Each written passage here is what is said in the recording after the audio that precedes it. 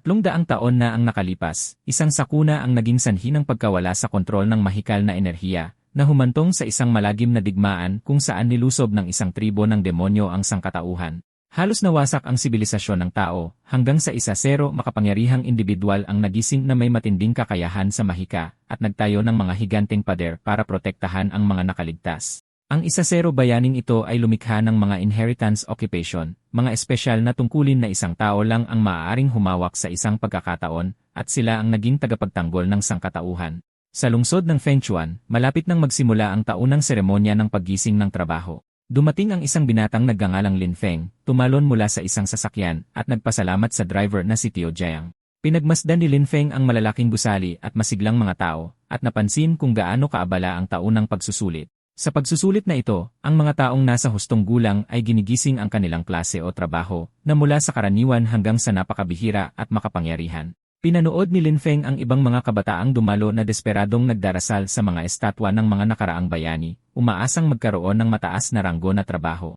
Nakita niya ang isang estudyanteng umiiyak habang nagdarasal sa isang celestial maiden, at natawa siya na ang mga tao ay lantaran na nangangarap na maging makapangyarihan. Isang estudyanteng may buzz cut ang lumapit kay Lin Feng, ipinapaliwanag ang isang chismis na may bagong inheritance professional na lilitaw ngayong taon para punan ang isang bakanteng pwesto sa mga bayani ng tao. Nang marinig ito, hinimas ni Lin Feng ang kanyang baba na may kalkuladong tingin.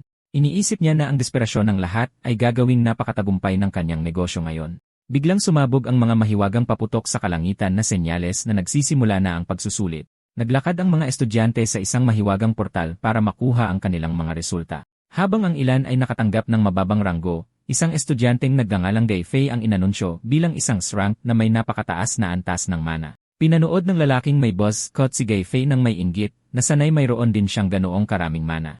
Nang makita ang kanyang pagkakataon, itinaas ni Lin Feng ang isang kamatis sa harap ng mukha ng naiinggit na lalaki, at tinanong kung gusto niya ng isa na makakapagpataas ng kanyang mana. Ngumiti si Lin Feng na parang isang salesman, tinatawag ang kanyang sarili na isang spirit plant doctor. Inalok niyang ibenta ang kamatis sa halagang 5 gintong barya, ipinapaliwanag na pansamantala nitong pinapataas ang mana ng 5%. Para patunayan ang kanyang paninda, binuksan ni Lin Feng ang isang bag ng mga kumikinang na gulay, ipinapakita ang mga kamote na nagpapatigil ng gutom, mga pipino para sa pagbaba ng timbang, at mga patatas na nagpapataas ng lakas ng atake. Tumingin ang mga tao kay Lin Feng nang may pagdududa, iniisip kung ito ay isang scam dahil hindi pa sila nakakarinig ng mga spirit plant na may ganoong epekto. Nang makita ang kanilang pag-aalinlangan, tuso na inihayag ni Lin Feng na limitado ang kanyang paninda at first come, first serve. Nag-aalok ng libreng sample sa unang customer. Ang estudyanteng may buzz cut ay nanatiling nagdududa, hawak ang kamatis sa kanyang bibig at pinagpapawisan sa kaba. Sa wakas, kumagat siya para subukan ang paninda. Isang pagsabog ng gintong enerhiya ang lumabas sa paligid niya, at tuwang-tuwa siyang sumigaw na tunay na tumaas ang kanyang mana, at mas magaan ang pakiramdam ng kanyang katawan. Nang makita ang himalang ito, nagulat ang ibang mga estudyante. Kumalat ang isang chismis na ang mga gulay ay dapat mula sa prestihiyosong kolehiyo ng agrikultura ng Extraordinary Academy, na kumumbinsi sa kanila na ito ay isang espesyal na kaganapan. Sakto naman, isang binatang blonde na nakasuot ng suit ang kumindat kay Lin Feng, nagpapanggap na desperadong customer, at hinihiling na bilhin ang lahat ng nasa bag. Perpektong gumana ang panlilinlang, at nagkagulo ang mga tao, nagtutulakan para bilhin ang mga gulay bago maubos, at may ilan na nagsasabing nararamdaman na nila ang mga buff. Pinanood ni Lin Feng ang kaguluhan ng may kasiyahan. Kahit na isa lang siyang magsasaka, ang kanyang mga pananim na may max level ay natural na nagtataglay ng mga mahiwagang buff. Inamin niyang gumamit siya ng mga marketing trick, ngunit totoo ang kalidad ng produkto. Mamaya, malayo sa mga tao, umupo si Lin Feng sa labas ng isang tindahan na binibilang ang kanyang pera. Tuminala siya nang may lumapit sa kanya. Ito ang lalaking blonde, ang kanyang lihim na kasabwat. Binasa ng lalaki ang isang listahan ng mga gastos para sa mga buto, pataba, at potion, na may kabuang 257 na ginto. Inabot ni Lin Feng ang pera, binabayaran ang kanyang 1-0 gintong utang. Habang nagbabayad, nagreklamo siya na ang pagbili ng mamahaling high-grade na pataba ay nag-iwan sa kanya na bangkarote na naman. Nagpasalamat ang kanyang kaibigan, tinawag siyang kapatid na Lin Feng, at tinanong kung bakit hindi na lang siya magtanim ng mas maraming halaman kung napakakita pala nito. Bilang tugon sa mangmang na tanong, galit na sinampal ni Lin Feng ang kanyang kaibigan na parang sa kartoon, at tinanong kung sa tingin niya ay madali lang magtanim ng mga mahiwagang halaman. Habang naghihiwalay, bumuntong hininga ang kanyang kaibigan na sayang ang isang talentadong bata tulad ni Lin Feng ay nauwi sa pagiging magsasaka. Binaliwala ni Lin Feng ang awa at sinabihan ang kanyang kaibigan na magmadaling umuwi sa kanyang ina. Naglalakad ng mag-isa, nagnilay-nilay si Lin Feng sa kabalintunaan ng pagiging isang henyo noong bata na nagising lamang bilang isang hamak non-ranked na magsasaka. Ang kanyang ama ay isang makapangyarihang archdruid at ang kanyang ina ay isang herbalist, ngunit ang kanilang pinagsamang genetics ay gumawa ng isang magsasaka. Gayunpaman, kontento siya sa kanyang mapayapang buhay, masaya na hindi siya mamamatay sa isang larangan ng digmaan tulad ng kanyang ama. Habang naglalakad siya sa lungsod, nagpasya siyang patakbuhin ng maayos ang kanyang bukid para mapasaya ang kanyang ina.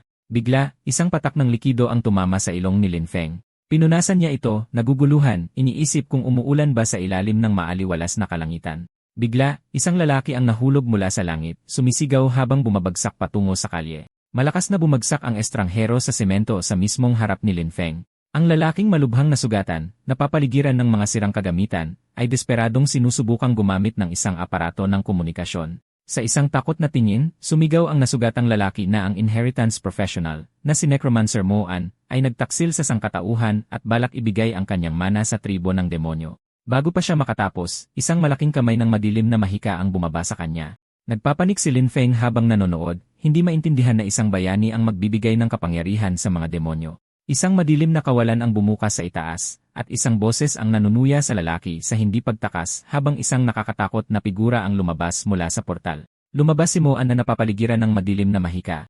Nagreklamo siya na pinabagal ng isang sugat mula sa ipinagbabawal na mahika ang kanyang pagtakas at ibinunyag ang kanyang motibo. Ipinangako sa kanya ng mga demonyo ang isang walang kamatayang katawan para sa mana. Bigla, napansin ni Mo An na hindi siya nag-iisa. Nang mapagtantong nasa isang pinangyarihan siya ng pagpatay, sinubukan ni Lin Feng na tumakas habang abala si Mo An. Gayunpaman, isang higanteng kuko ng aninong mahika ang umabot sa kanya. Malamig na nagtanong si Mo An kung binigyan niya ba siya ng pahintulot na umalis. Sinunggaban ng nilalang ang lalamunan ni Lin Feng at itinaas siya. Kinilala niya ang lalaking pinatay niya bilang si Dian Yuyu at nagpasya siyang gamitin ang dugo at buto ni Lin Feng para gunitain ang pagkamatay. Walang magawang nagpumigla si Lin Feng, na pagtantong masyadong malakas ang mana ni Mo An para makawala. Desperadong mabuhay, nagmamadaling naghanap si Lin Feng sa kanyang isip ng anumang kakayahan o gamit na makakatulong sa kanyang pagtakas. Naalala niya na ang kanyang farming tool mastery ay umabot na sa max level, na nagbigay sa kanya ng kakayahang farming tool summoning na ginamit niya para magpatawag ng isang sandata. Hawak ang hawakan ng ipinatawag na asarol, naghanda si Lin Feng na umatake habang abala si Mo An sa kanyang sariling kayabangan. Sa isang sigaw, marahas na iwinasiwas ni Lin Feng ang kagamitang pangsaka, tinamaan ang braso ni Mo An habang sumisigaw na pakawalan siya. Lubos na nagulat si Mo An, na bigla na isang bata na may simpleng trabahong magsasaka ay nagawang saktan siya. Dahil sa sorpresang pag-atake, napilitang bumitaw si Mo An, at ligtas na nakalapag si Lin Feng sa lupa.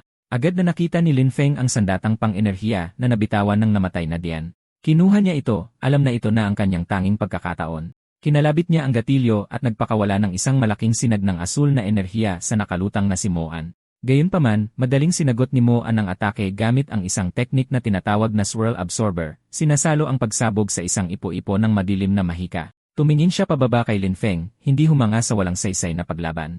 Bigla, nabaluktot ang kalangitan dahil sa mga mahiwagang portal. Natakot ang kontrabida nang mapagtantong isang magic array dancer ang nag-set up ng isang tracking formation para hanapin siya. Alam niyang wala na siyang oras at hindi makakataka sa kanyang kasalukuyang kalagayan, desperadong nagpasya si Mo An na nakawin ang katawan ni Lin Feng para makatakas. Nag-transform si Mo An bilang isang guhit ng madilim na enerhiya at direktang sumugod pababa sa walang kalaban-laban na magsasaka.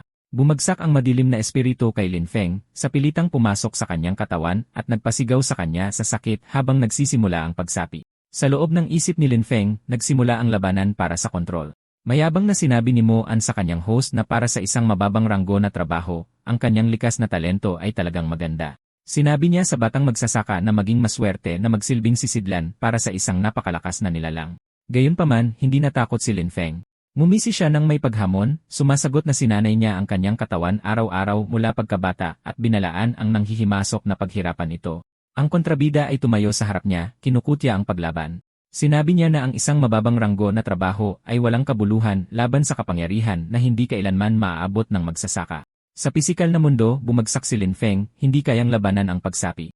Inamin niya sa sarili na hindi pabor sa kanya ang swerte sa pagkakataong ito. Sa kabila ng kanyang kawalan ng pag-asa, nakakita si Lin Feng ng isang matalim na sandata sa malapit na lupa at inabot ito. Mahigpit niyang hinawakan ang sibat, ang kanyang mga mata ay puno ng desperadong intensidad. Nagpasya siya na kung babagsak siya, isasama niya silang dalawa. Nang makitang itinutok ni Lin Feng ang sandata sa kanyang sariling katawan, nagpanik ang madilim na espiritu at sumigaw na tinatanong kung ano ang ginagawa niya.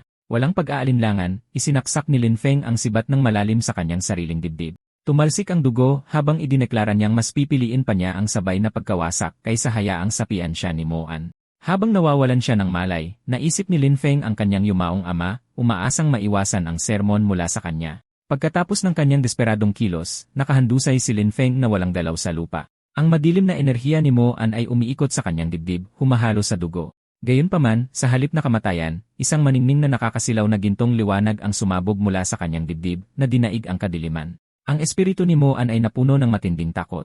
Nakatitig siya sa liwanag, hindi maintindihan kung sumasabog ba ang mana ng binata. Ang gintong liwanag ay naging mga dambuhalang ugat ng enerhiya na pumaitaas at pumalibot sa espiritu ni Mo An. Sumisigaw si Mo An na imposible ito habang mahigpit na pumupulupot sa kanya ang mga gintong ugat, tuluyan siyang ginagapos. Patuloy na humihigpit ang mga mahiwagang ugat hanggang sa ang madilim na espiritu ay tuluyang mabalot na parang kokoon at hindi na makagalaw. Hindi kinaya ang kapangyarihan, marahas na nabasag ang kokoon, winawasak ang pagkapit ni Mo An sa isang malakas na pagsabog ng liwanag. Isang system notification ang biglang lumitaw. Binabati kita. Nakatamo ka ng bagong talento. Ang inheritance occupation. Necromancer. Sa totoong mundo, biglang dumilat ang mga mata ng bida, puno ng gulat. Tumayo siya, tinitingnan ang kanyang katawan na hindi makapaniwala. Napagtanto niyang buhay pa siya, at naghilom na ang kanyang mga sugat. Labis siyang natuwa nang malamang mayroon pa siyang ganap na kontrol sa kanyang katawan at nabigo si Mo An na sakupin ito. Dahil sa kuryosidad sa mga pagbabago sa kanya, yumuko siya at binuksan ang kanyang system interface. Kinukumpirma ng status screen ang kanyang ebolusyon. Ang kanyang occupation ay nagmutate at naging Spirit Farm Lord variant unique. Tumaas ng husto ang kanyang stats, ang strength, constitution, at luck ay nasa 300. Pinagsasama na ngayon ng kanyang skills ang kanyang kakayahan sa pagsasaka sa mga bagong necromancer skills tulad ng undead affinity, undead summoning, at soul siphon. Gulat na tiningnan ni Lin Feng ang kanyang holographic status screen. Nagulat siya na kahit na-reset siya sa level 1, napanatili niya ang mataas na stats mula sa kanyang max level farmer class na ginawa siyang napakalakas para sa isang baguhan. Tumaas din ng malaki ang kanyang mana, malamang dahil sa pagsipsip sa soul power ng kontrabida na sumubok na sakupin siya. Kinakalkula niya na sa oras na mag-level up siyang muli, lalampas ang kanyang stats sa normal na limitasyon para sa isang farmer. Habang tinitingnan ang kanyang mga bagong skill, nahanap ni Lin Feng ang undead summoning. Nag-aalinlangan siya, nag-aalala na baka aksidenteng maibalik niya ang kontrabida kung gagamitin niya ito. Para subukan ang kanyang kontrol, bumulwak ang Burning Nature Energy sa isang kamay at madilim na lilang Necromancy Energy sa kabila. Sinubukan niyang pagsamahin ang dalawang magkasalungat na enerhiya. Habang nagsasanib ang mga ito, iniisip niya kung nahati ba ang kanyang occupation o kung nagkaroon siya ng pangalawa. Kinukumpirma ng kanyang skill tree na ang lalaki ay isang legendary awakener na ang kapangyarihan ay sumanib sa kanyang mga kasanayan sa pagsasaka. Naiinis, nagreklamo si Lin Feng na ang pinagsamang enerhiya ay may pangit na kulay dilaw na parang tae. Maingat niyang nilapitan ang kumikinang nalilang katawan ng kontrabida, iniisip kung tunay na patay na ang kalaban. Ang madilim na kapangyarihan sa loob niya ay hindi pa ganap na napapaamo. Dapat niya itong mabilis na gawing sarili, kung hindi ay maaaring bumagsak ang kanyang farmer occupation at muling lamunin ang kanyang isipan. Lubos siyang nag-focus, pinagsasanib ang mga enerhiya sa kanyang kamay. Upang pinalin ang kanyang kontrol, ginamit niya ang undead summoning. Ang kumikinang na katawan ng kontrabida ay naging liwanag at naglaho. Dalawang makapangyarihang espiritu ang lumitaw, si Yuye, ang yumaong Dian, na ngayon ay isang undead sage, at ang kontrabidang si He Xiao, na ngayon ay isang undead hound. Nasiyahan siya na kahit na-reset ang kanilang mga level, napanatili nila ang kanilang mga kakayahan. Ngunit nang maramdaman ang papalapit na enforcement team, nagpasya siyang kailangan niyang tumakas. Habang isinusuot ang kanyang backpack, nakaramdam siya ng kaba. Walang maniniwala na isang magsasaka ang pumatay sa dalawang makapangyarihang nilalang. At kung malalaman ang katotohanan, magiging isang kapahamakan ito para sa kanya. Sa kabila ng panganib, ngumiti siya. Ang kanyang prioridad ay maghanap ng lugar na may mga resources at magandang lupa upang ligtas na masubukan ang kanyang mga bagong kapangyarihan at maisakatuparan ang mga teorya ng kanyang ama. Makalipas ang isang araw sa bukid ng kanyang pamilya, nakita ni Lin Feng na nananatili ang impluensya ng necromancer. Habang sinusuri ang isang halamang may umiikot na lilang enerhiya, nakita niya na kakaiba ang mga pananim na pinalaki gamit ang kanyang bagong kapangyarihan. Dumadaloy ang mahika sa halaman na nagpapabilis sa paglaki nito na may kumikinang na berdeng dahon at madilim na lilang anino. Ang halaman ay pumilipit sa isang parang sapot na istruktura na pumipintig ng madilim na kidlat. Namukad ka dito sa isang dambuhala at nakakatakot na halamang parang repolyo na may madilim na kawalan sa gitna nito. Habang may isang maliit na ibon na lumilipad, may mga itim na galamay na lumabas, pumulupot dito, at hinila ito papasok sa isang bibig na may matutulis na kulay rosas na tinik. Nasindak si Lin Feng sa halimaw na kanyang nilikha. Iniisip niya na kung may makakita sa halamang kumakain ng tao, akalain nilang ito ay isang pagsalakay ng demonyo. Nang mapagtanto ang panganib, dali-dali niyang hinukay ang mutated na pananim bago pa ito makita ng sinuman. Habang nakatitig sa nakasupot na halaman, na naglalabas pa rin ng kakaibang enerhiya, nahihilo siya at nagtataka kung paano nagdulot ng ganoong mutation ang kanyang mana. Napagtanto rin niya ang potensyal nito. Kung makokontrol niya ang kapangyarihang ito, maaaring aktibo niyang magabayan ang mutation. Hinaplos niya ang kanyang baba, iniisip na sa wakas ay makakalikha na siya ng mga espesyal na high-value na pananim na naisip ng kanyang ama, mga pananim na maaaring magpalakas sa occupation ng isang tao. Kalaunan, isang breaking news report ang pumutol sa kanyang pinapanood sa RI. Inanunsyo ng isang anchor na ang necromancer na si He Xiao ay nag-organisa ng isang rebelyon, pinaslang si Dian Yue, at ngayon ay pinaghahanap para sa mga karumal-dumal na krimen. Nagbabala ang ulat na sinumang kumukupop sa kanya ay haharap sa parehong mga kaso. Seryosong nakikinig si Lin Feng, na pagtantong hinahunting ng mga otoridad ang lalaking sinipsip niya ang kaluluwa. Dapat manatiling sikreto ang kanyang mga kapangyarihang undead. Habang tinitingnan ang kanyang mga kagamitan sa pagsasaka, nagpasya siyang bigyan ng mapanlinlang na pangalan ang kanyang mga undead na alagad. Alam niyang ang pagbubunyag ng katotohanan ay mangangahulugan ng malaking problema. Naisip niya ang isang matalinong solusyon. Tatawagin niyang farmhands ang kanyang mga undead summons. Nangatuwiran siya na bilang isang spirit farm lord, normal lang na magkaroon siya ng mga alagad. Kalaunan, nakakita siya ng isang ad para sa Extraordinary Academy. Pinapalawak nito ang enrollment dahil sa pressure mula sa Demon Tribe, nag-aalok sa mga matagumpay na aplikante ng mga resources, subsidies, at isang pribadong manor na may mataas na uri ng lupa. Pinatibay nito ang kanyang plano. Ang ligtas na lupa at resources ng akademya ang eksaktong kailangan niya. Kailangan siyang matanggap dahil ang kanyang pagkakakilanlan bilang Spirit Farm Lord ay tila hindi nakakapinsala, hindi tulad ng kanyang mapanganib na kapangyarihan ng Necromancer. Dumating si Lin Feng sa mataong registration plaza ng Extraordinary Academy. Sa isang registration desk, ibinigay niya ang kanyang mga detalye. Lin Feng, 18, isang level 1 Spirit Farm Lord. Ang tagapanayam, isang lalaking may balba sa baba, ay hindi humanga.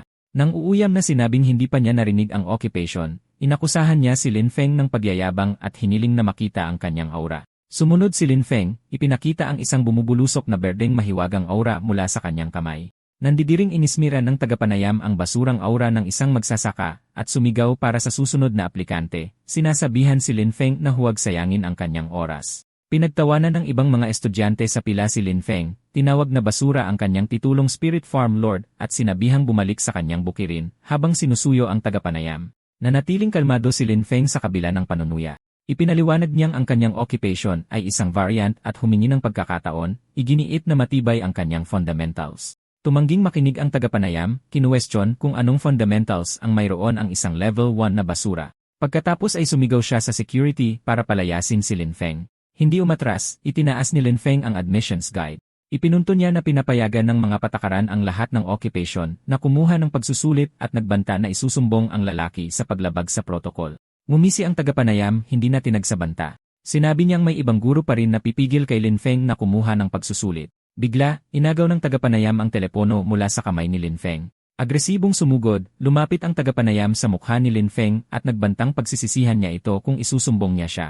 Nagbulungan ang ibang mga estudyante na sumusobra na ang tagapanayam. May chismis na nabigo si Instructor Lee sa isang kamakailang promosyon at ibinubunton ang galit sa mga aplikante. Hindi pinansin ang mga bulungan, sumigaw si Instructor Lee sa mga tao na kumuha na ng pagsusulit o umalis. Hindi pinansin ang panunuya ng ibang mga estudyante. Kalmadong naglakad si Lin Feng patungo sa pasukan ng examination area. Sa likod niya, naninigarilyo at nang insulto si Instructor Lee, sumisigaw na hindi pa huli para sumuko si Lin Feng at humingi ng tawad sa kanyang kayabangan. Hindi siya pinansin ni Lin Feng at pinasalamatan ang instructor sa paggabay sa daan habang pumapasok siya sa mga mahiwagang portal patungo sa test area. Sa loob ng test zone, isang makapal na kagubatan ng malalaking ugat ng puno, maliksing lumundag si Lin Feng sa mga puwang. Tahimik siyang lumapag sa isang malaking ugat, sinusuri ang kanyang paligid. Nagpasya siyang manghuli ng mga magic horned rabbit gamit ang isang industrialized farming method sa halip na isa-isahin ang mga ito. Kinuha ni Lin Feng ang isang garapon ng kanyang espesyal na carrot essence powder mula sa kanyang backpack, na sapat na makapangyarihan para maakit ang mga high-level na halimaw. Ikinakalat niya ang pulbos sa isang patag na bahagi ng mga higanteng ugat. Halos kaagad, isang pink na kunehong may sungay ang lumabas mula sa lupa, naakit ng amoy. Nang makitang gumagana ang pain, ginamit ni Lin Feng ang kanyang spell, ipinatawag ang kanyang dalawang undead na alagad. Ang mga espiritu ni na Yuyu, ang undead sage, at He Xiao, ang undead hound, ay nagkatawang tao suot ang kanilang baluti. Sinabi ni Lin Feng sa kanila na masyadong mabagal ang paghihintay sa mga kuneho. Inutusan niya silang patayin ang bawat magic horned rabbit na maakit sa lugar basta't walang nakatingin. Agad na sumugod ang dalawang makapangyarihang undead mula sa kanilang pinagtataguan. Si He Xiao, ang espiritong may lilang baluti, ay iwinasiwas ang isang dark energy sword, agad na hiniwa ang ilang kuneho sa ere. Samantala, si Yuyu, ang espiritong may asul na baluti, ay ikinulong ang dose-dosenang kuneho sa mga lumulutang na bula ng tubig gamit ang mahika. Habang pinapanood ang pagpatay, nagulat si Lin Feng sa kanilang husay. Kahit level 1 pa lang, ang dalawang dating master ay napakalakas na mga undead na yaman. Nag-expire ang time limit para sa exam, na sinenyasan ng isang kamay na nagpapatunog ng kampana. Inanunsyo ni Instructor Lee na lahat ng kandidato ay dapat lumapit at isumite ang kanilang mga sungay ng kuneho. Malungkot ang mga resulta. Mahigpit na ibinagsak ni Instructor Lee ang mga estudyanteng may 2 o 3 sungay lamang, nagtataka kung bakit napakakaunti ng mga kuneho.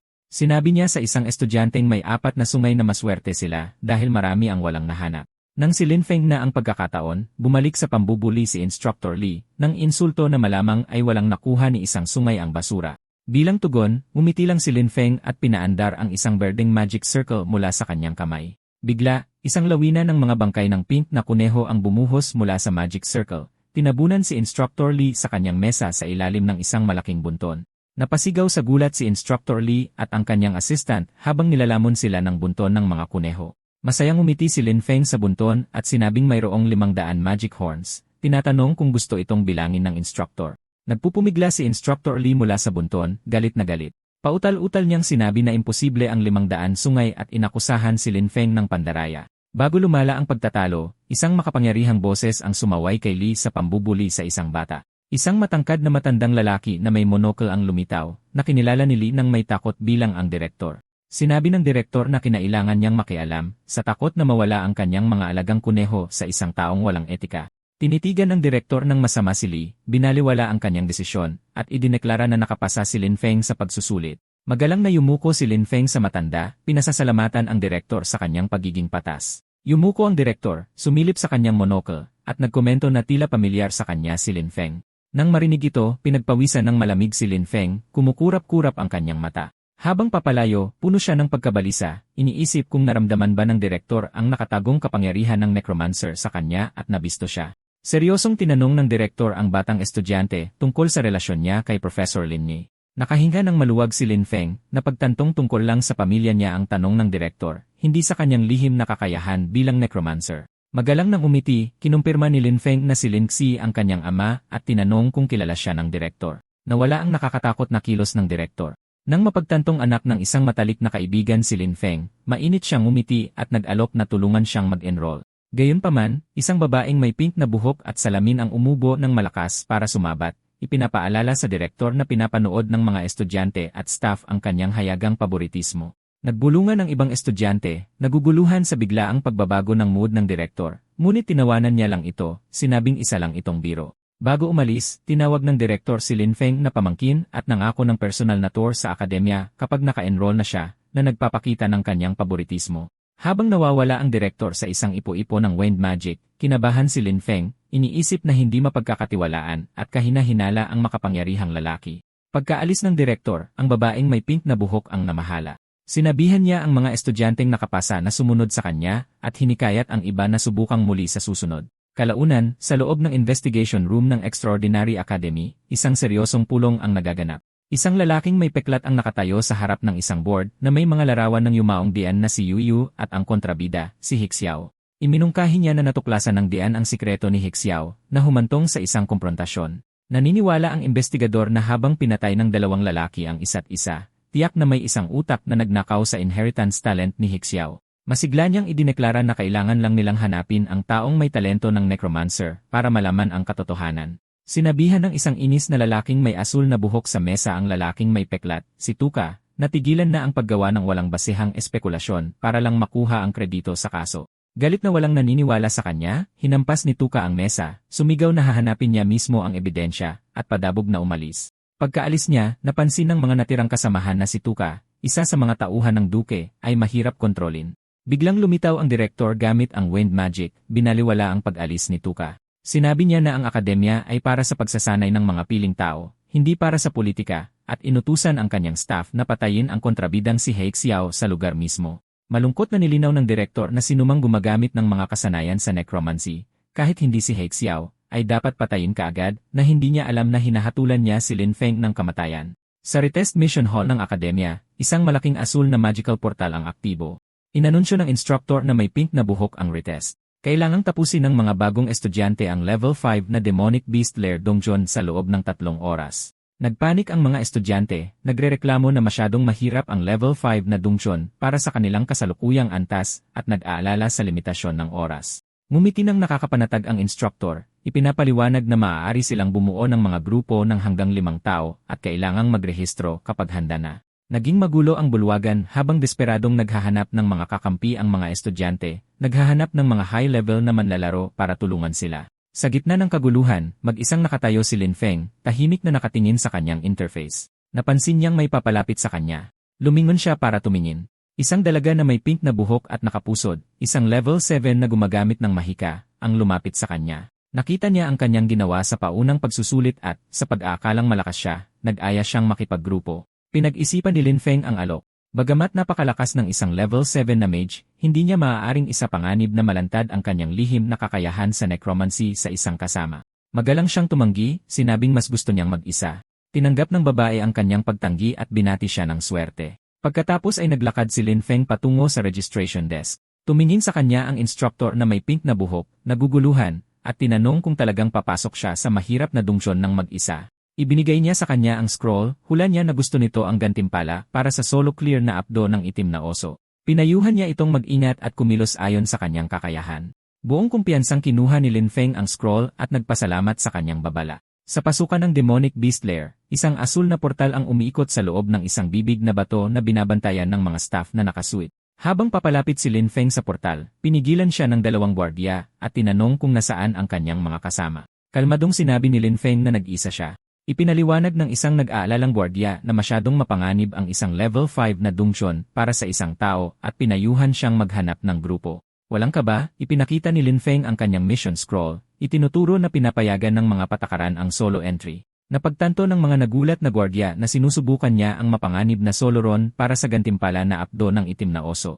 Nagkomento sila na mayroon siyang lakas ng loob, ngunit kinuwestiyon kung mailakas ba siyang mabuhay. Nakita ang kanyang determinasyon, tumabi ang mga gwardiya, at isa sa kanila ay binati siya ng swerte habang pumapasok siya sa portal. Sa loob ng dungeon ay isang madilim na kuweba na puno ng mga kakaibang lilang bato na parang itlog. Lumabas si Lin Feng mula sa liwanag na mukhang kalmado at handa. 2 malalaking butiking halimaw na may tinik ang lumitaw. Si Lin Feng, na level 6 na ngayon, ay alam na hindi nabanta ang mga level 3 at 4 na halimaw na ito. Ipinatawag niya ang kanyang mga espiritu na agad na pumatay sa mga butiking halimaw. Tumingin siya sa unahan at nakita na nakakagulat na siksikan ang mga kalaban. Nakakita siya ng isang malaking pugad na puno ng mga nagliliwanag na pulang mata. Sa pagharap sa kulumpon na ito, nagpasya siyang subukan ang isang bagong paraan ng pagpapatawag.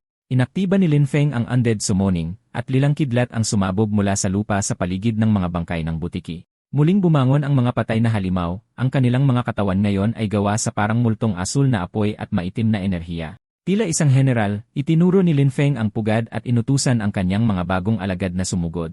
Nagsimula ang isang magulong labanan sa pagitan ng mga undead at buhay na halimaw.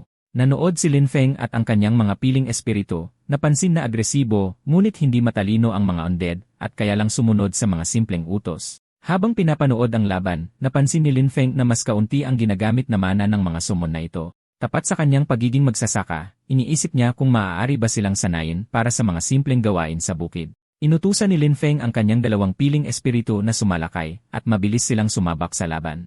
Si He Xiao, ang undead hound, ay pinatunayan ang kanyang panginibabaw sa pamamagitan ng pagwasiwas ng kanyang sandata at paghiwa sa isang halimaw sa gitna sa isang hampas. Samantala, si Yuyu, ang undead sage, ay itinuon ang kanyang mahika. Gumawa siya ng spell na nagkulong sa ilang halimaw sa loob ng mga lumulutang na bula ng tubig, na nag-iwan sa kanila na walang magawa. Habang gumagana ang kanyang mga elite na espiritu, napunta ang isip ni Lin Feng sa pagsasaka. Napagtanto niya na hindi tulad ng mga espiritu ng halimaw, na panatili ng mga undead na anyong tao ang kanilang talino at kakayahan, na nangangahulugang kaya nilang gawin ang mga komplikadong gawain sa bukid sa hinaharap. Lalong tumindi ang labanan sa pagitan ng mga undead at mga buhay na halimaw. Dahil sa kahusayan ng kanyang hukbo, isang abiso ang nag-anunsyo na umabot na si Lin Feng sa level 7. Napapaligiran ng kanyang mga alagad na multo, pinuri ni Lin Feng ang kanilang kahusayan sa paglilinis ng lugar. Nagpatuloy siya sa mas malalim na bahagi, masaya dahil pagkatapos lang ng kalahating oras, narating na niya ang boss room ng dungsyon. Sa loob, kumakalampag ang malalaking kadenang metal dahil sa matinding tensyon. Isang dambuhalang halimaw na oso ang umuungal habang nagpupumiglas sa mga kadena nito. Habang kaharap ang boss, walang takot na ngumiti si Lin Feng, at nagpasya na ito ang perpektong oras para subukan ang kanyang pinagsamang lakas sa pakikipaglaban. Gumanap siyang komandante, inuutusan si He Xiao na harapin ang boss at si Yu Yu na pahinain ito gamit ang mga sumpa. Sinabi niya sa mas maliliit na unit na atakihin ang mga kasukasuan at mata ng boss. Binomba ng mga atake mula sa lahat ng panig ang higanteng oso. Habang ang kanyang mga summons ang gumagawa ng trabaho, komportabling nakaupo si Lin Feng sa isang picnic mat sa sulok. Kumakain siya ng mana recovery berry at pinapanood ang laban na parang manonood, nasiyahan dahil gumaganda ang koordinasyon ng kanyang koponan. Sa kasukdulan ng labanan, maliksing iniwasan ni He Xiao, ang undead na aso, ang mga atake ng kadena ng halimaw. Nag-ipon ng madilim na enerhiya ang espiritu at naghanda para sa isang huling mapanirang atake. Tumama ang atake, at isang malakas na pagsabog ng enerhiya ang tuluyang sumira sa dungeon boss. Matapos matalo ang boss, isang abiso ang nagpaalam kay Lin Feng na umabot na siya sa level 8. Lumapit si Lin Feng para inspeksyonin ang luot na naiwan ng boss. Pinulot niya ang pambihirang apdo ng itim na oso, ang gantimpala sa solong paglilinis. Hindi siya humanga, nagrereklamo na walang silbi ang 1-0 constitution boost kumpara sa mga buff mula sa kanyang mga mahiwagang pananim. Pagkatapos ay kinakalkula ng system ang kanyang mga gantimpala sa dungsyon, natutukoy ang kanyang dalawang natatanging trabaho, magsasaka at necromancer. Sa kanyang pagkagulat, 2 bowl ng gantimpala ang lumitaw sa kanyang harapan sa halip na isa. Nang mapagtantong doble ang gantimpala kapag may 2 trabaho, napangisi si Lin Feng. Naisip niya kung ang lufol na ito ay gumagana rin sa pagsasaka at maaaring doblehin ang kanyang ani. Kalaunan, lumabas si Lin Feng mula sa portal na mukhang kalmado. Sa malapit, ang mga pagod at sugatang estudyante ay hindi makapaniwalang nakatingin, iniisip kung mag-isa niya itong nilinis. Tumangging maniwala ang mga estudyante. Nang makitang malinis siya at walang galos, galit siyang inakusahan na nagtago sa loob ng dungsyon, sinasabing imposibleng labanan ang mga halimaw nang hindi nasasaktan. Hindi sila pinansin, naglakad si Lin Feng sa podium at ibinigay ang kanyang mission scroll sa instructor na may pink na buhok. Binuksan niya ang scroll at nakita ang isang kumikinang na berdeng checkmark na nagpapatunay na matagumpay ang misyon. Nagulat ang instructor na may estudyanteng nakapasa sa pagsusulit ng mag-isa, isang bagay na akala niya ay imposible. Bilang tugon sa kanyang pagkatulala, isang magalang at kumpiyansang ngiti lang ang ibinigay ni Lin Feng. Kinuha ng instructor na may pink na buhok ang mission scroll ni Lin Feng ngunit mahigpit siyang pinangaralan.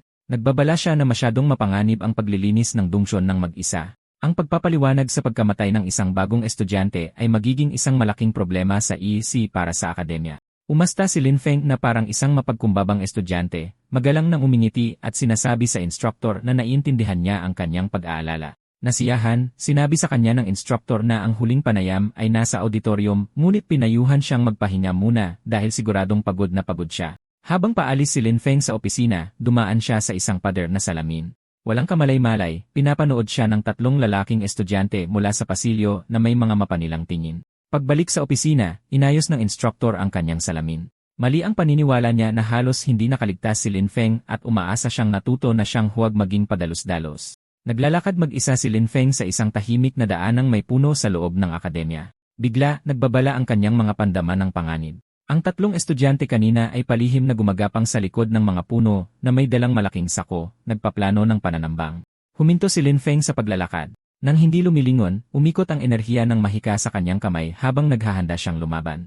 Sa mga palumpong, nag-atubili ang 3 mananambang.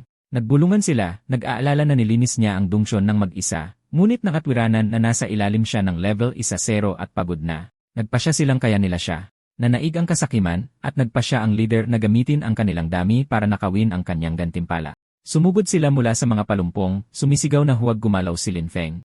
Dahan-dahang lumingon si Lin Feng, mukhang hindi nababahala. Kalmado niyang tinanong kung siya ba ang sinisigawan nila. Pinaligiran siya ng 3 bully, pinapagana ang kanilang mahika. Inasar nila siya sa pagiging swerte at hiningi na ibigay ang apdo ng demonyong oso at ang skill scroll.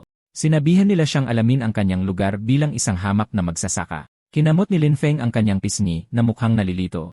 Tinanong niya kung bakit, sa lahat ng mga kandidato, siya ang pinili nilang puntiryahin. Isang buli na sungki ang lumapit ng hindi komportable. Nagturo siya ng daliri at tinanong kung nagkukunwaring walang alam si Lin Feng. Ipinaliwanag ng mga buli na desperado nilang gusto ang apdo ng demonyong oso, isang pambihirang item na permanenteng nagdaragdag ng 1-0 constitution. Sinasabi nilang sayang lang ito sa isang magsasaka. Isang system graphic sa isip ni Lin Feng ang nagpapakita na ang pambihirang apdo ng demonyong oso ay nagbibigay ng kaaya-ayang 1-0 constitution. Gayunpaman, ang kanyang sariling constitution watermelon ay nagbibigay din ng kaaya-ayang 1-0 constitution. Tiningnan sila ni Lin Feng na may awa at pagkaaliw. Iniisip niya na isinusugal nila ang kanilang pagpapatalsik para sa isang kayamanan na hindi naman mas magaling kaysa sa mga pakwan na walang kahirap-hirap niyang itinatanim sa kanyang likod bahay. Ang komprontasyon ay nagkaroon ng hindi inaasahang pagbabago. Nagpa siyang paglaruan ang kanyang mga umatake. Inilabas ni Lin Feng ang kumikinang na apdo ng demonyong oso at tinanong kung ito ba ang gusto nila. Ang estudyanteng sungki, na nabulag ng kasakiman, ay inabot para agawin ang kayamanan habang hinihiling na ibigay ito sa kanya ni Lin Feng. Ngunit bago niya ito mahawakan, isang pagsabog ng mahiwagang apoy ang sumabog sa pagitan nila. Sa gulat, ang pagsabog ng apoy ay pumilit sa 3 buli na tumalon pa atras upang maiwasan na masunog. Habang nawawala ang usok, pumasok ang babaeng may pink na hair buns para protektahan si Lin Feng. Itinutok ang kanyang tungkod sa mga buli, pinagalitan niya sila, nagbabala na ipinagbabawal ang mga pribadong away at maaaring maging dahilan ng kanilang diskwalifikasyon. Hindi natakot ang leader ng mga buli. Nakilala niya siya bilang si Ailing at bastos na sinabi sa kanya na wala itong kinalaman sa kanya. Masamang tumingin pabalik si Ailing, sinasabing hindi niya matiis ang kanilang pambubuli, kaya ginagawa niya itong kanyang pakialam. Pinaikot niya ang kanyang tungkod, lumilikha ng umiikot na mahika ng apoy. Binigyan niya sila ng isang ultimatum. Umalis na ngayon o isusumbong niya sila. Napangisi ang leader ng bully, hindi na babahala. Nang asar siya nakakailanganin muna niya ng pagkakataong isumbong sila. Dahil pinoprotektahan niya ang walang kwentang magsasaka, bubugbugin na lang din nila siya. Sumigaw siya sa kanyang mga alagad, at ang 3 ay bumunot ng kanilang mga sandata, mga espada at palakol, at sumugod para atakihin sina Lailing at Lin Feng. Nanood si Lin Feng mula sa likuran na may walang pakialam na tingin. Kinakalkula niya na si Lailing, isang level 7, ay dapat sapat na ang lakas para harapin ang mga mahihinang ito ng mag-isa. Habang pinapanood ang 3 lalaki na sumusugod, nandidiring tinawag ni Ailing ang kanilang maruruming taktika. Lumingon siya kay Lin Feng na may balak na bumuo ng alyansa, at iminungkahing magkampihan sila para labanan ang mga ito. Sa kanyang lubos na pagkagulat, nakita niyang tumatakbo na si Lin Feng sa kabilang direksyon, iniiwan siya. Habang tumatakbo, inihagis ni Lin Feng ang apdo ng demonyong oso ng mataas sa ere papunta sa kanya. Agad na nasalo ni Ailing ang malamang bagay. Lumingon si Lin Feng na may isang kindat. Nagpasalamat siya sa mabait na estranghero sa pagtulong at sinabing sa kanya na ang kayamanan na ginagawa siyang bagong target. Natigilan si Ailing sa pagkalito, napagtantong naloko siya. Nang makita ang kayamanan sa kanyang mga kamay, inatake na siya ngayon ng mga bully. Sa isip niya, nagreklamo siya na sa halip na maging bida, siya pa ang ninanakawan. Kalaunan, sa isang banyo, nakaupo si Lin Feng na may tuwalya sa kanyang leg. Ininspeksyon niya ang skill scroll na nakuha niya, nalilito dahil tila wala itong silbi sa kanya. Ipinatong niya ang kanyang baba sa kanyang kamay habang nag-isip hanggang sa bigla siyang may napagtanto tungkol sa kanyang 2 kakayahan. Dahil sa kanyang kutob, hinawakan ni Lin Feng ang scroll at ipinadaloy dito ang kanyang birding spirit plant at lilang necromancer mana. Gumana ang eksperimento. Isang system notification ang nag-anunsyo na natuto siya ng bagong skill, ang special cultivation.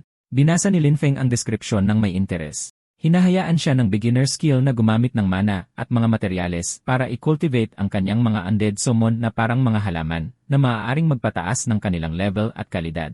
Ngumisi si Lin Feng na pagtantong hindi pala walang silbi ang scroll. Kinakailangan lang nito ng 2 uri ng mana para ma-activate ng sabay, isang bagay na siya lang ang makakagawa. Sabik na subukan ang kanyang bagong kapangyarihan, tumayo siya at ipinatawag ang kanyang buong undead squad, kasama ang mga butiki at 2 elite. Inactivate niya ang special cultivation, at dumaloy ang birding enerhiyang nagbibigay buhay mula sa kanyang mga daliri patungo sa kanyang mga undead servant. Agad ang epekto. Ipinapakita ng status screen para kay Hexiao, na ngayon ay Black Eagle, ang pagtalon ng kanyang level mula 6 hanggang 8. Gayon din, tumaas ang level ng Undead Sage na si Yuyu mula 6 hanggang 8, at lalong tumindi ang kanyang asul na aura. Ang malaking demonic horned bear na kamakailan lang niyang binuhay muli ang nakakuha ng pinakamalaking boost, tumalon mula level 7 hanggang level 9. Maging ang mas mahinang mga demonic horned lizard ay nag-evolve, tumaas ang level mula 5 at 6 patungong level 7. Nang makitang lumakas ng husto ang kanyang hukbo sa loob lang ng ilang segundo, napangiti si Lin Feng ng may kasiyahan, bumubulong na hindi masama ang resulta. Ang kanyang dalawang elite na general, si He Xiao at si Yu Yu, ay nakatayo sa likod niya, naglalabas ng mas matinding enerhiya. Gayunpaman, sa kabila ng malaking paglakas, naging seryoso ang ekspresyon ni Lin Feng habang iniisip ang isang depekto. Habang nagpapahinga sa sopa, napabuntong hininga siya. Ang kanyang alalahanin ay hindi tungkol sa pakikipaglaban, kundi sa agrikultura. Nag-aalala siya na kailangan niya ng bagong lupang sakahan dahil hindi niya kayang sirain ang mga bukirin ng kanyang pamilya sa pag-eksperimento. Lumabas si Lin Feng sa rest area na mukhang relax at walang pakialam. Agad niyang nakasalubong si Ailing, ang babaeng niloko niya kanina. Sa halip na humingi ng tawad, kaswal niya itong tinawag at binanggit ang demonic Virgo. May kaakit-akit na ngiti, kinumpirma niyang sinadya niyang ibigay sa kanya ang item. Hinawakan ni Ailing ang pakete na mukhang gulat. Sinabi niyang napakahalaga ng item at hindi makapaniwalang ipinamigay niya lang ito. Tinignan siya ni Lin Feng na may mapungay na mga mata, nagkukunwaring naguguluhan sa kanyang reaksyon. Naglakad siya palayo, iniisip na kakaiba kung paano ituring ng mga tao ang ganoong klaseng basura bilang isang kayamanan. Habang mas nakahigit ang sarili niyang mga pakwan, naiwang tulala si Ailing. Nautal siya, iniisip kung tama ba ang narinig niya, na insulto dahil tinawag niyang basura ang kanyang gantimpala. Naghahanap ng pribadong lugar para sa kanyang susunod na eksperimento, naglakad si Lin Feng papasok sa kakahuyan. Huminto siya sa isang makapal na bahagi ng gubat, maingat na tinitingnan kung may mga saksi. Siguradong mag-isa lang siya, inactivate niya ang special cultivation. Umiikot ang enerhiya sa kanyang mga kamay habang iniisip kung ano ang gagawin ng skill na ito para sa mga undead sa mga halaman. Ginamit niya ang mahika sa isang halaman. Pumilipit ito at naging isang halimaw na carnivorous na bulaklak na may matatalim na ngipin. Tinitigan ni Lin Feng ang halaman na may bored na ekspresyon. Sinabi niya nang may pagkadismaya na wala itong pinagkaiba sa mga mutation na ginawa niya sa kanyang bukid. Natigilan si Lin Feng, napansin ang isang reaksyon mula sa kanyang eksperimento. Sa kanyang pagkagulat, ang mutated na halaman na kanyang ginawa ay mabilis na lumaki sa isang napakalaking sukat. Gulat na pinanood ni Lin Feng habang binubunot ng higanteng halaman ang sarili nito at naglalakad. Napagtanto niyang ang kanyang bagong skill ay nagpapahintulot sa kanyang mga pananim na gumalaw na lumilikha ng mga mobile plant monster. Samantala, ang investigador na si Tuka ay lumulukso sa kakahuyan habang sinusundan ang isang reading sa kanyang spirit energy detector. Lumapag siya sa isang sanga, tiwala na tama siya. Naniniwala siyang natunton na niya sa wakas ang aura ng necromancer. Bumaba si Tuka sa lupa at nilagpasan si Lin Feng sa daan. Napansin siya ni Lin Feng ngunit patuloy na naglakad ng mahinahon. Gayunpaman, huminto si Tuka at hinawakan ang balikat ni Lin Feng para pigilan siya. Nang makita ang damit ni Lin Feng, nakilala siya ni Tuka bilang isang magsasaka. Tiningnan niya ito nang may paghamak at tinanong kung may nakita siyang kakaiba, iniisip na hindi banta ang isang magsasaka. Tiningnan ni Tuka si Lin Feng nang may purong pagkasuklam, malinaw na minamaliit ang kanyang mababang rangbong trabaho. Agresibo niyang itinanong kung may nakita si Lin Feng na kakaibang tao sa malapit. Nagkunwaring nag-iisip si Lin Feng at sumagot na may nakita siyang kakaibang tao. Sabik na nagtanong si Tuka kung saan. Seryoso ang mukha, itinuro ni Lin Feng ang ilong ni Tuka. Ipinapahiwatig niya na si Tuka mismo ang kakaibang tao. Sumabog si Tuka sa galit dahil sa panunuyan ng isang basura. Sumigaw siya na isa siyang elite ng Sunwheel Academy at pamangkin ng Iron Lion Duke, humihingi ng respeto. Dahil hindi makayanan ang kahihiyan, idineklara ni Tuka na papatayin niya ang estudyante dahil sa kanyang kabastusan. Pinagliyab ang kanyang kamao, sinuntok niya ang ulo ni Lin Feng. Sa kalaliman ng gubat, lumala ang komprontasyon. Galit na galit dahil sa panunuya, nag-transform si Tuka sa isang malaking werewolf na napapalibutan ng berdeng enerhiya, sumusumpa na pagbabayarin si Lin Feng. Ikinrus ni Lin Feng ang kanyang mga braso para protektahan ang sarili mula sa puwersa ng transformation. Gayunpaman, nanatili siyang kalmado. Ipinapakita ng kanyang mga mata na hindi siya humanga, iniisip na matatalo niya ang elite na ito gamit ang isang kamay. Sa kanyang anyong hayop, sumugod si Tuka na may bola ng mana sa kanyang kuko, handang pumatay. Sinalubong ni Lin Feng ang atake ng isang sipa, sumisigaw na tikman ni Tuka ang kanyang espesyal na sandata. Nalaman na gumamit si Lin Feng ng Monk's Hood, isang makamandag na halaman sa bukid na kinorap ng undead mana. Dinurob niya ito para maging pulbos na may malakas na epektong nakakaparalisa. Nalanghat ni Tuka ang pulbos mula sa supot na sinipa ni Lin Feng sa kanya. Agad ang epekto. Nalito at nahilo ang halimaw, nagtataka kung bakit biglang nawala ang kanyang lakas. Kaswal na kinulungot ni Lin Feng at ipinaliwanag na ito ay ordinaryong pulbos lang ng halaman. Nakangiti na may masamang berdeng aura, inasar niya si Tuka, sinasabing ang kaalaman sa mga halaman ang tunay na kapangyarihan ng isang magsasaka. Pagkatapos ay nagpakawala siya ng malakas na suntok sa panga ng huminang halimaw. Natapos ang laban sa lubos na kahihiyan para sa investigador. Naiwan si Tuka na hubad hanggang sa kanyang underwear at nakatali sa isang puno. Naglakad palayo si Lin Feng, iniwan siyang magpalamig at tinutuya siya dahil sa pagkatalo sa isang simpleng magsasaka.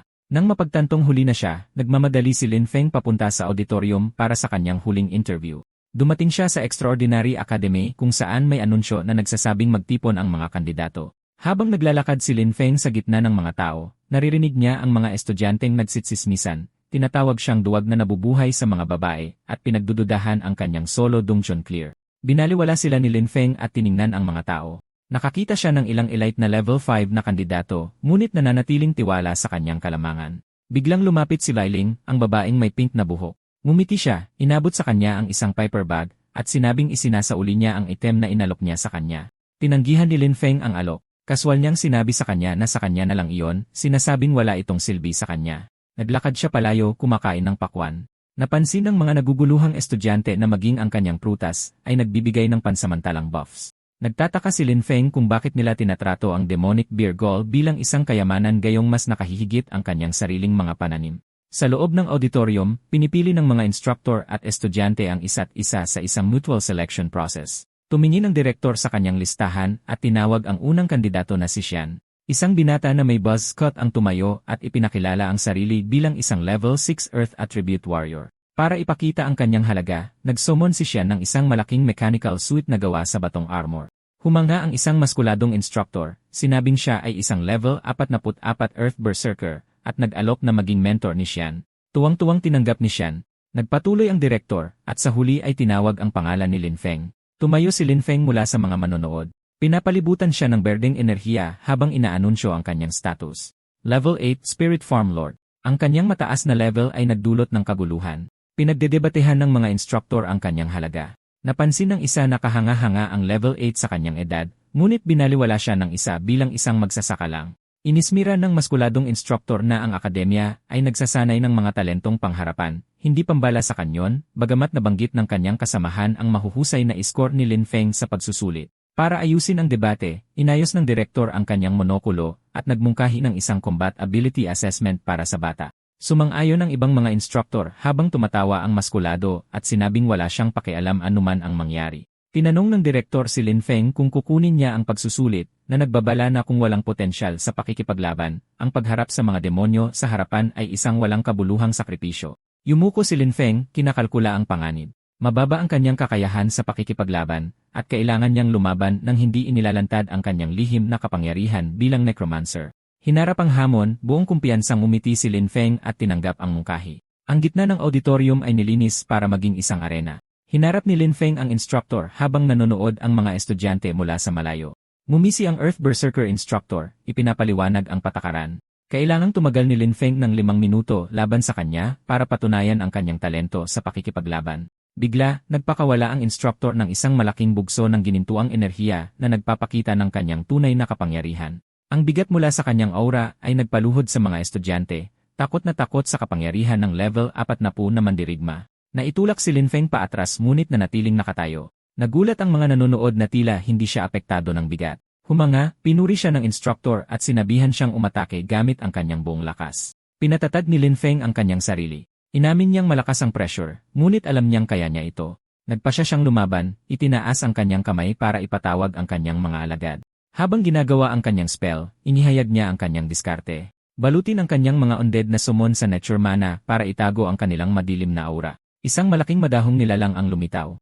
Iniisip ni Lin Feng na walang maghihinala na ang mukhang repolyong oso ay isa palang undead na halimaw.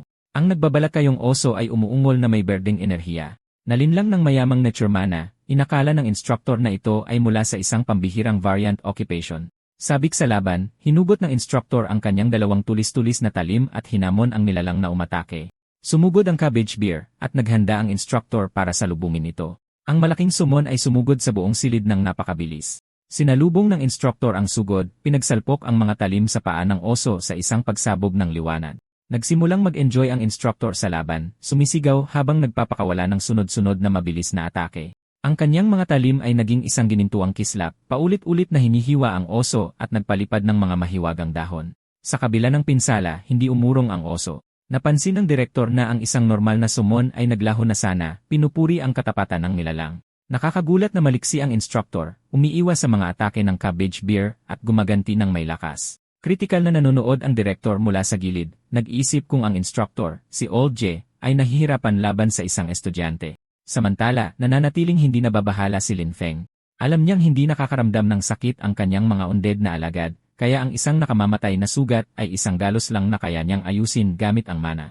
Pinagpapawisan ng instructor na pagtatantong napapahiya na siya. Inamin niyang mas may talento si Lin Feng kaysa sa inaasahan at nagpa siyang magseryoso. Ngumisi siya kay Lin Feng, nang angakong babayaran niya ang namatay na summon at sinabihan siyang manood ng mabuti. Inactivate ng instructor ang isang malakas na skill na tinatawag na Bloodthirst at sumugod, ibinaon ang kanyang nagniningning na talim ng malalim sa cabbage beer. Ang nakamamatay na atake ay nagwasak sa summon at naging berdeng liwanag at ito ay naglaho. Nang mawala ang nilalang, nagkrus ng braso ang instructor at tumawa, mukhang mayabang sa kanyang tagumpay. Inasar niya si Lin Feng, sinasabing okay lang na umiyak para sa kanyang namatay na summon. Nagkunwaring nasaktan si Lin Feng, pinupunasan ang mga peking luha para mapanatili ang kanyang pagkukunwari. Gayunpaman, panandalian lamang ang tagumpay ng instructor. Naging malamig ang ekspresyon ni Lin Feng habang muling bumugso ang berdeng enerhiya sa paligid niya. Nagulat ang instructor sa pagbabago, nag-iisip kung ang kalungkutan ng bata ay sobrang tindi kaya't nawala ang kanyang mga emosyon. Bigla, may malalaking baging na sumulpot mula sa lupa sa paanan ni Lin Feng. Sumugod ang mga baging at mahigpit na iginapos ang instructor. Nagpupumiglas siya habang sumisigaw na nandadaya si Lin Feng sa dami ng summons. Tabla ang dalawa habang kinokontrol ni Lin Feng ang mga baging na gumagapos sa instructor. Dahil ayaw matalo, umuungol ang instructor at winasak ang mga baging gamit ang ginintuang enerhiya. Bago lumala ang laban, humakbang ang direktor, nagpakawala ng nakakatakot na tingin. Inutusan niya silang tumigil. Isang kumpas ng kanyang kamay ang nagpakawala ng asul na enerhiya na naghiwalay sa kanila, tinatapos ang assessment. Aprobado ng direktor si Lin Feng, idineklara siyang kwalipikado para sa akademya. Gayunpaman, idinagdag niya na lahat ng nature type na instructor ay nasa digmaan, kaya walang magagamit para magturo sa kanya. Nang matapos ang assessment, tinanong ni Lin Feng ang direktor kung matatanggap pa rin niya ang kanyang cultivation resources. Tiniyak sa kanya ng direktor na makukuha niya ang kanyang standard na resources. Idinagdag niya na dahil napakagaling ng ipinakita ni Lin Feng, makakakuha siya ng isang espesyal na healing. Naghihintay ang direktor na umasa siyang hihingi siya ng isang high-tier na item o armas. Napagtanto ni Lin Feng na ang pagkakaroon ng kalayaan at resources ay isang perpektong resulta. Sa gulat ng direktor, masayang humingi si Lin Feng ng isang pirasong lupa. Nalito ang direktor. Humingi siya ng paglilinaw, hindi maintindihan kung bakit gugustuhin ng isang estudyante ang lupa kaysa sa dekalidad na kagamitan. Ngumiti si Lin Feng at ipinaliwanag ang kanyang lohika. Bilang isang spirit farm lord, wala siyang silbi kung walang bukid para sa kanyang mga pananim. Tinatanggap ang lohika, sumang-ayon ang direktor. Inalok niya si Lin Feng ng isang training wasteland sa kanluran ng lungsod para gamitin ayon sa gusto niya, sinasabihan siyang hanapin siya mamaya kung may kailangan pa siya. Sa ibang lugar sa bakuran ng akademya, nagpapatuloy ang assessment para sa ibang mga estudyante. Sa loob ng gusali ng administrasyon, may isang pinto na may markang opisina ng prinsipal. Sa loob, sinusuri ng isang lalaki ang file ni Lin Feng at nagkomento na interesante ang trabahong spirit farm lord. Bigla, pumasok ang pink-haired instructor. Tinawag niyang prinsipal ang lalaki at sinabing mayroon siyang mahalagang balita. Inabutan niya ito ng isang tablet na may masamang balita. Ang ulat ay tungkol kay Tuka, ang investigador na nakalaban ni Lin Feng. Natagpuan siyang brutal na pinaslang na may mga marka ng dark magic at butas sa dibdib. Kinumpirma ng staff na isang necromancer ang pumatay sa kanya at ngayon ay naghihinala na may nakapasok sa akademya. Nakarating si Lin Feng sa isang liblib na daan sa gubat gamit ang isang mapa upang kumpirmahin na nasa West City Training Wasteland siya. Sinuri niya ang mapanglaw na kakahuyan, kinukumpirma na ito ang lupang itinalaga ng direktor. Inactivate niya ang titulo ng lupa at isang berdeng mahiwagang kontrata ang lumitaw sa kanyang kamay. Isang system window ang kumumpirma sa lokasyon. Fengchuan City West City Training Land, 100, pag-ari ng Extraordinary Academy.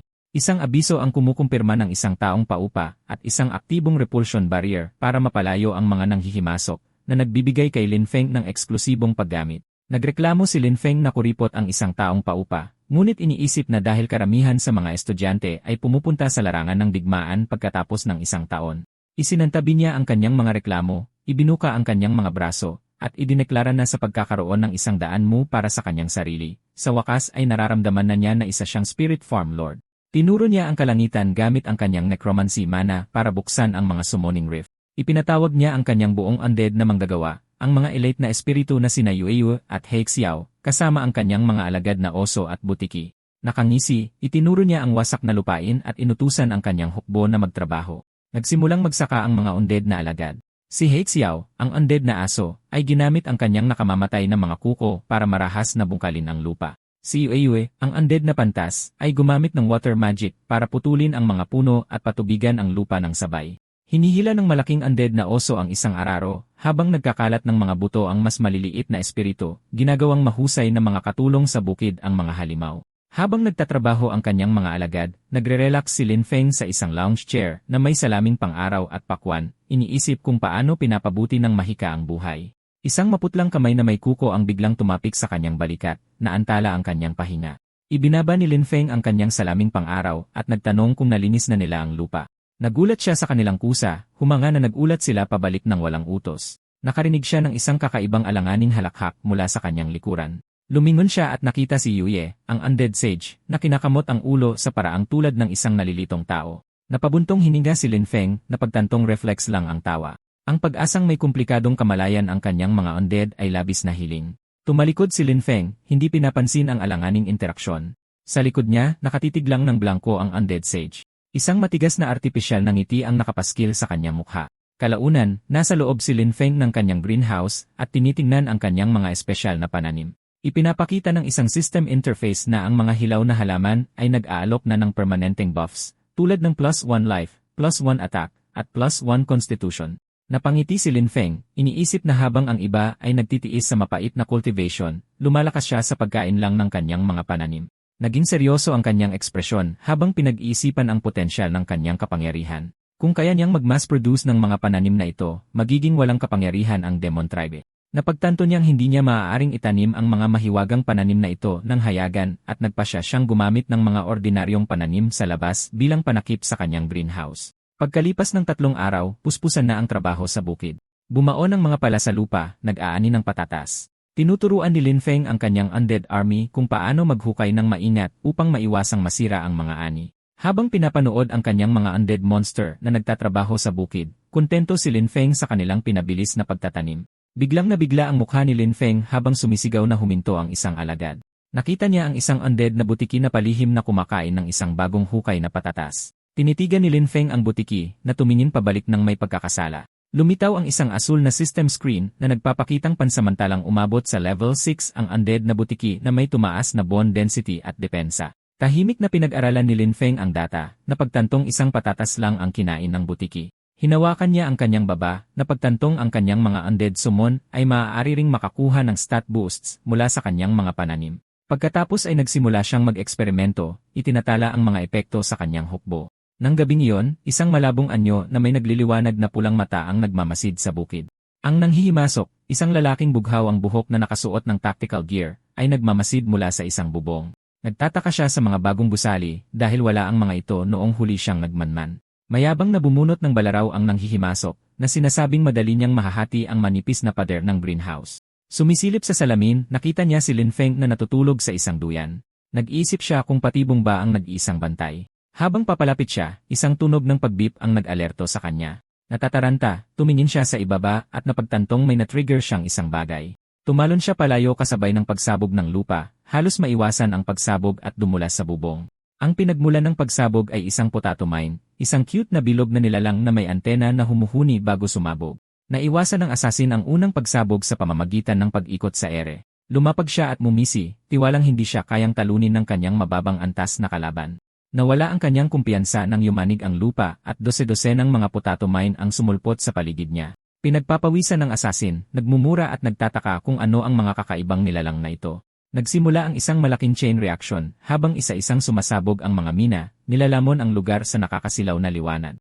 Ang buong bubong ay nilamon ng mga pagsabog. Mula sa usok, isang kumikinang na berdeng punla ang biglang sumibol mula sa lupa. Lalong lumakas ang mahiwagang enerhiya habang mabilis na lumaki ang punla at naging isang babaeng anyong gawa sa baging. Ang nature spirit ay umaapaw sa kapangyarihan, ang kanyang mga mata ay kumikinang na kulay lila at berde. Masama siyang tumingin sa nanghihimasok, naglalabas ng isang mapanganib na aura. Napatalsik ang asasin dahil sa mahika at usok, isinusumpa ang napakahirap na sitwasyon. Sugatan at marumi siyang lumapag, nagbubulong-bulong na 2 beses lang siyang pumunta rito para makuha ang tiwala ng Grand Duke. Tumanggi siyang umatras, pinunasan ang dugo sa kanyang mukha, at hinawakan ang kanyang balaraw. Nagpasya siyang patumbahin ang nature spirit para matigil ang mga pagsabog. Sa dilim, galit na hiniwa ng assassin ang mga mahiwagang baging na umaatake sa kanya. Habang nakikipaglaban, nalilito siya sa isang natatanging undead aura na nagmumula sa mga nature beast, isang imposibleng kombinasyon. Ang aura ay nagpaalala sa kanya ng isang bagay. Inutusan siya ng isang bishop ng Demon Tribe na pumunta sa Fengchuan City para hanapin ang necromancer na si Hexiao na naglaho pagkatapos ng isang kontrata sa kanilang lahi. Naniniwala na ngayon ng assassin na nalutas na niya ang misteryo. Ang bukid na ito ay ang lihim na taguan ni Hexiao. Habang naglalakad sa mga pananim ng may paghamak, ipinapalagay niya na pinagtaksilan ni Hexiao ang kanilang lahi upang magsanay ng isang lihim na sining dito. Nagpasya ang assassin na sayang lang sa oras ang pakikipaglaban sa mga halaman at umatras sa gabi. Nagpasya siyang unahin ang paghahanap sa kinaroroonan ni Hexiao kaysa manatili sa patibong. Kinabukasan, mukhang payapa na ulit ang bukid. Masayang naglakad si Lin Feng patungo sa kanyang mga bukirin dala ang isang asarol, naaalala na natapos niyang lagyan ng pataba ang karamihan sa mga buto kahapon. Biglang naniga sa gulat ang kanyang mukha. Natigilan, nabitawan niya ang kanyang asarol na kumalansing sa lupa. Nakatayo siya sa harap ng isang malaking hukay, nakatitig sa kawalan ng pag-asa sa mga guho ng kanyang nawasak na greenhouse. Bago pa niya maproseso ang pinsala, isang malaking anino ang bumagsak sa kanya mula sa kalangitan. Ang kalungkutan ni Lin Feng ay naging seryosong pagkaalerto nang makaramdam siya ng isang malakas na presensya. Isang itim na dragon ang bumaba, dala ang 2 anyo na nakauniporme. Nakilala ni Lin Feng ang enforcement team at balisang nag-iisip kung bakit sila nasa kanyang bukid. Iniinspeksyon ng enforcement team ang paligid. Kinumpirma ng kanilang detektor na naroon mismo ang pinagmumulan ng demonic energy. Naghihinala sila sa biglaang pagbabago ng kaparangan. Sinubukan nilang pumasok, ngunit hinarang sila ng sistema na ipinapakitang legal na inuupahan ang lupa. Tiningnan ng isang opisyal ang kanyang mga file. Kinikilala ang pag-upa, ngunit iginigiit na dapat silang mag-ingat sa mga posibleng demonyo. Kumaway siya sa asul na harang, ipinakikilala sila bilang enforcement team. Kinakabahang nakatitig si Lin Feng, nagpapanik sa loob-loob kung bakit narito ang mga otoridad. Ipinaliwanag ng opisyal na nakadetect ang kanilang mga instrumento ng demonic energy sa property at magalang na hiniling kay Lin Feng na buksan ang harang para sa isang inspeksyon.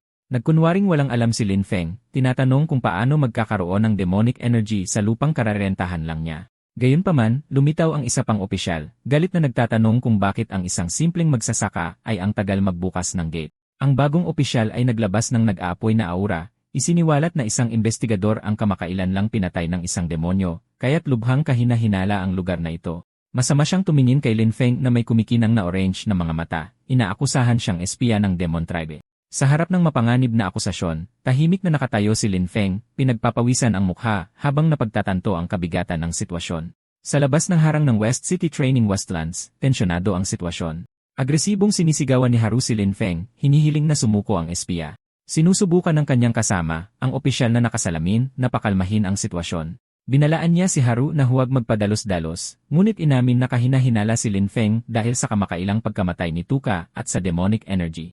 Sa isang diplomatikong paraan, magalang na hiniling ng opisyal na nakasalamin kay Lin Feng na makipagtulungan at buksan ang harang. Alam ni Lin Feng na hindi niya pwedeng hayaan na makita nila ang undead army sa loob. Kailangan niya ng paraan para paalisin sila ng walang laban.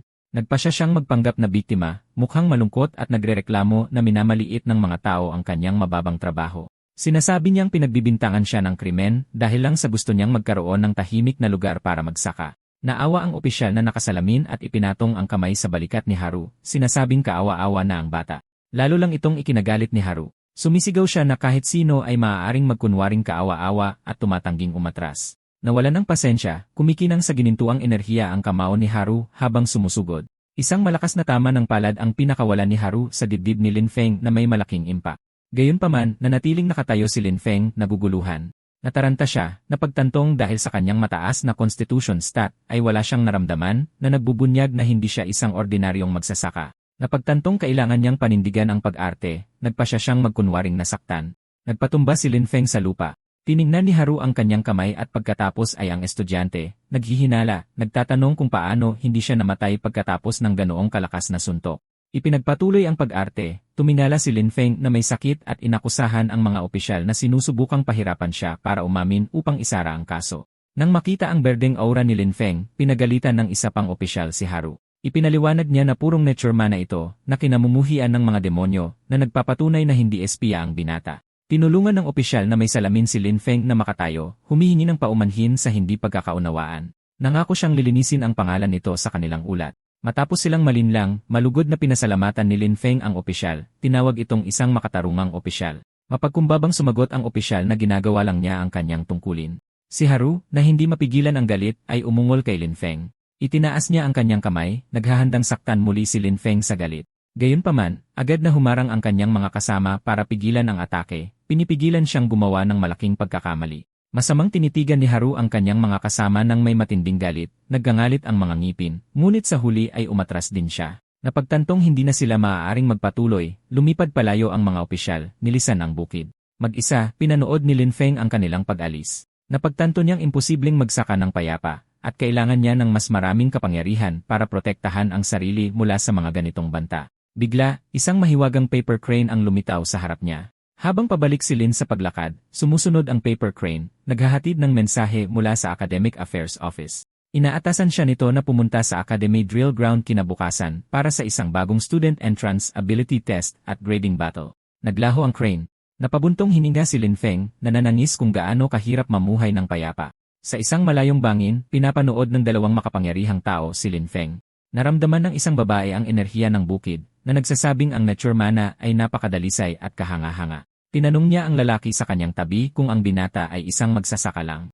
Ang lalaki, ang prinsipal ng akademya, ay nagsabing hindi siya sigurado, ngunit nakalista siya sa sistema bilang isang spirit farm lord. Tinukso siya ng prinsipal, tinatanong kung ang level 50 na nature archmage ay humanga sa talento ng binata. Naghihinala ang babae na may mga sikreto si Lin Feng, ngunit kinumpirma niyang ang kanyang purong nature magic ay nag-aalis sa kanya ng hinala. Itataboy ng mga demonyo ang ganoong kadalisay na life aura.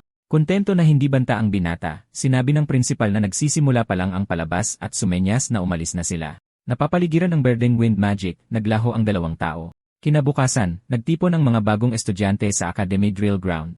Naguguluhan sila at nagrereklamo tungkol sa isa pang pagsusulit matapos ang mga panayam at pagpili ng mga guro. Dismayado ang mga estudyante dahil akala nila ay magsisimula na agad ang klase. Tahimik na nakatayo si Lin Feng sa gitna ng mga tao, habang nakikinig sa isang estudyanteng nagmamayabang na may impormasyon tungkol sa pagsusulit ngunit ayaw itong ibahagi. Nanawagan ng katahimikan ang pink-haired instructor, kinikilala ang kanilang pagkalito tungkol sa isa pang biglaang pagsusulit. Nagbunyag siya ng isang nakakagulat na balita. Lumakas ang opensiba ng mga demonyo na naglalagay sa panganib sa mga depensa ng lungsod. Kailangang ipadala agad ng akademya ang mga estudyante sa frontline. Nagpanik ang mga estudyante, nagrereklamo na nag-enroll sila para mag-aral, hindi para ipadala sa digmaan. Mahigpit na ipinaliwanag ng instructor na kung babagsak ang kuta, sasalakayin ng mga demonyo ang lungsod. Ito ay isang sapilitang conscription para iligtas ang sangkatauhan. Sa gitna ng mga tao, mukhang nag-aalala si Lailing habang kinakabahang tumawag ang isang batang lalaki sa tabi niya. Kalmadong nakatayo si Lin Feng, nakapamulsa ang mga kamay. Sinulyapan siya ni Lailing ng may pamumula, iniisip na ang isang taong napakagaling ay maaaring madraft. Inutusan ng instructor ang lahat ng freshmen na pumunta sa drill ground para sa mga combat test. Habang naglalakad, iniisip ni Lin Feng na hindi pipiliin ang isang magsasaka para sa frontline, na mabuti para sa kanyang mga plano sa pagsasaka. Sa arena, isang babaeng estudyante ang nanunuya sa trabaho ni Lin Feng, tinatanong kung ang Spirit Farm Lord ay magaling lang magtago. Mayabang siyang nag-pose at nagbantang susunugin siya hanggang maging abo. Nagpakawala siya ng apoy sa kanya, ngunit madali itong naiwasan ni Lin Feng. Ininsulto niya ang mabagal nitong bilis at mahinang apoy, sinabing hindi man lang ito makakapag-ihaw ng patatas. Nagalit ang babae sa kanyang insulto. Nagsimula siyang mag-chant ng madrama para magpatawag ng isang flame spirit. Tahimik na nanonood si Lin Feng habang ipinagpapatuloy niya ang kanyang mahabang incantation. Bigla, pinutol niya ito sa pamamagitan ng pagsuntok sa kanyang tiyan, pinupuna ang mahaba nitong cast time. Tumilapon palabas ng arena ang babae at idineklara si Lin Feng bilang panalo. Matapos ang sunod-sunod na panalo, nagpasya si Lin Feng na sapat na ang kanyang panalo para makapasa. Plano niyang magpatalo sa susunod na laban para maiwasang makakuha ng masyadong atensyon. Si Vera, ang Nature Archmage, ay lumapit kay Lin Feng pagkatapos ng kanyang mga panalo. Binigyan niya ito ng tubig at pinuri ang kanyang performance, sinabing ang kanyang talento ay kwalipikado para sa mas mataas na entablado.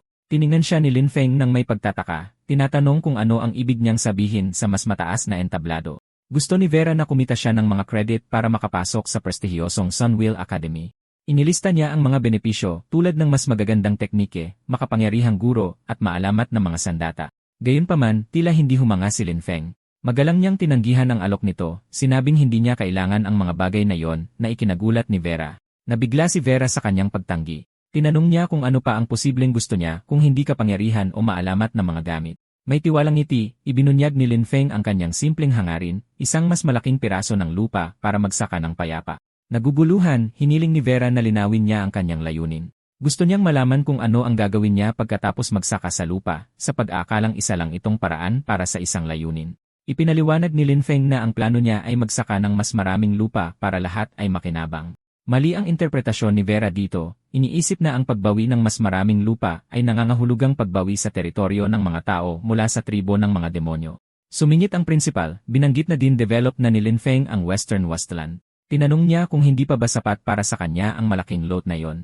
Tumawa si Lin Feng na parang isang simpleng magsasaka at sinabi sa prinsipal na sa pagsasaka, mas maraming lupa, mas maganda. Bigla, inanunsyo ng sistema ang susunod na laban, si Lin Feng laban kay Lailing. Nakangiti, idineklara ni Lin Feng na handa na siyang harapin ang babaeng tinulungan niya kanina. Habang paalis si Lin Feng, tinawag siya ng prinsipal na tapat.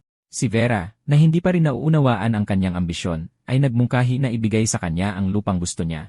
Binigyan ng prinsipal si Vera ng isang makahulugang tingin na pagtantong nagustuhan niya ang estudyante at gusto itong i-recruit. Sinabi ni Vera na isang kawili-wiling bata si Lin Feng. Nagsimula na ang laban ni Lin Feng kay Lailing. Nakatayo siyang handa, inaamin na hindi niya inaasahang makakalaban siya. Naging seryoso ang kanyang ekspresyon habang idineklara niyang hindi siya magpipigil at ibibigay ang lahat. Ngunit si Lin Feng ay gumiti. Sinubukan niyang pakalmahin ang sitwasyon sa pagsisinungaling na hindi niya ito kaya at susuko na lang siya. Itinuring ni Lailing na isang insulto ang kanyang pagtatangkang sumuko. Galit na galit, sumigaw siya at sumugod sa kanya ng napakabilis. Mukhang stressed si Lin Feng, inis na ginagamit niya ang kanyang pinakamalakas na anyo sa halip na tanggapin ang kanyang pagsuko. Napilitang ipagtanggol ang sarili, ipinatawag ni Lin Feng ang kanyang nature magic, na nagdulot ng pagsabog ng berdeng enerhiya mula sa lupa. Makakapal na baging ang sumulpot at pumulupot sa katawan ni Lailing upang subukang pigilan siya. Gayunpaman, pinatunayan ni Lailing ang kanyang lakas. Umikot siya at sumipa, malinis na pinuputol ang mga baging para makalaya. Mula sa gilid, natulala si Vera.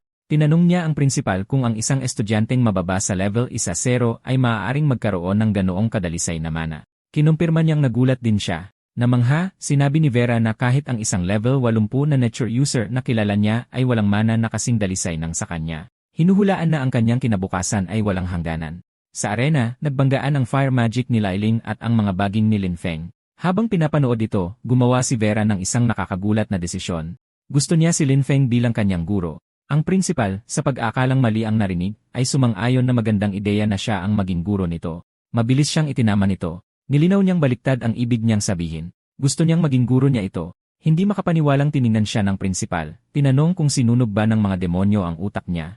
Ngumiti si Vera na parang nahuhumaling, sumagot na kahit sunog pa ang utak niya, determinado siyang maging estudyante nito. Sa arena, kumikilos si Lin Feng sa hindi kapanipaniwalang bilis. Madali niyang naiilagan ang mga atake ni Lailing, na tila isang mabilis na anino sa paningin ng mga manonood. Ipinagpatuloy ni Lailing ang kanyang pag-atake, paulit-ulit silang nagbabanggaan, ngunit madaling naiilagan ni Lin Feng ang kanyang mga tira.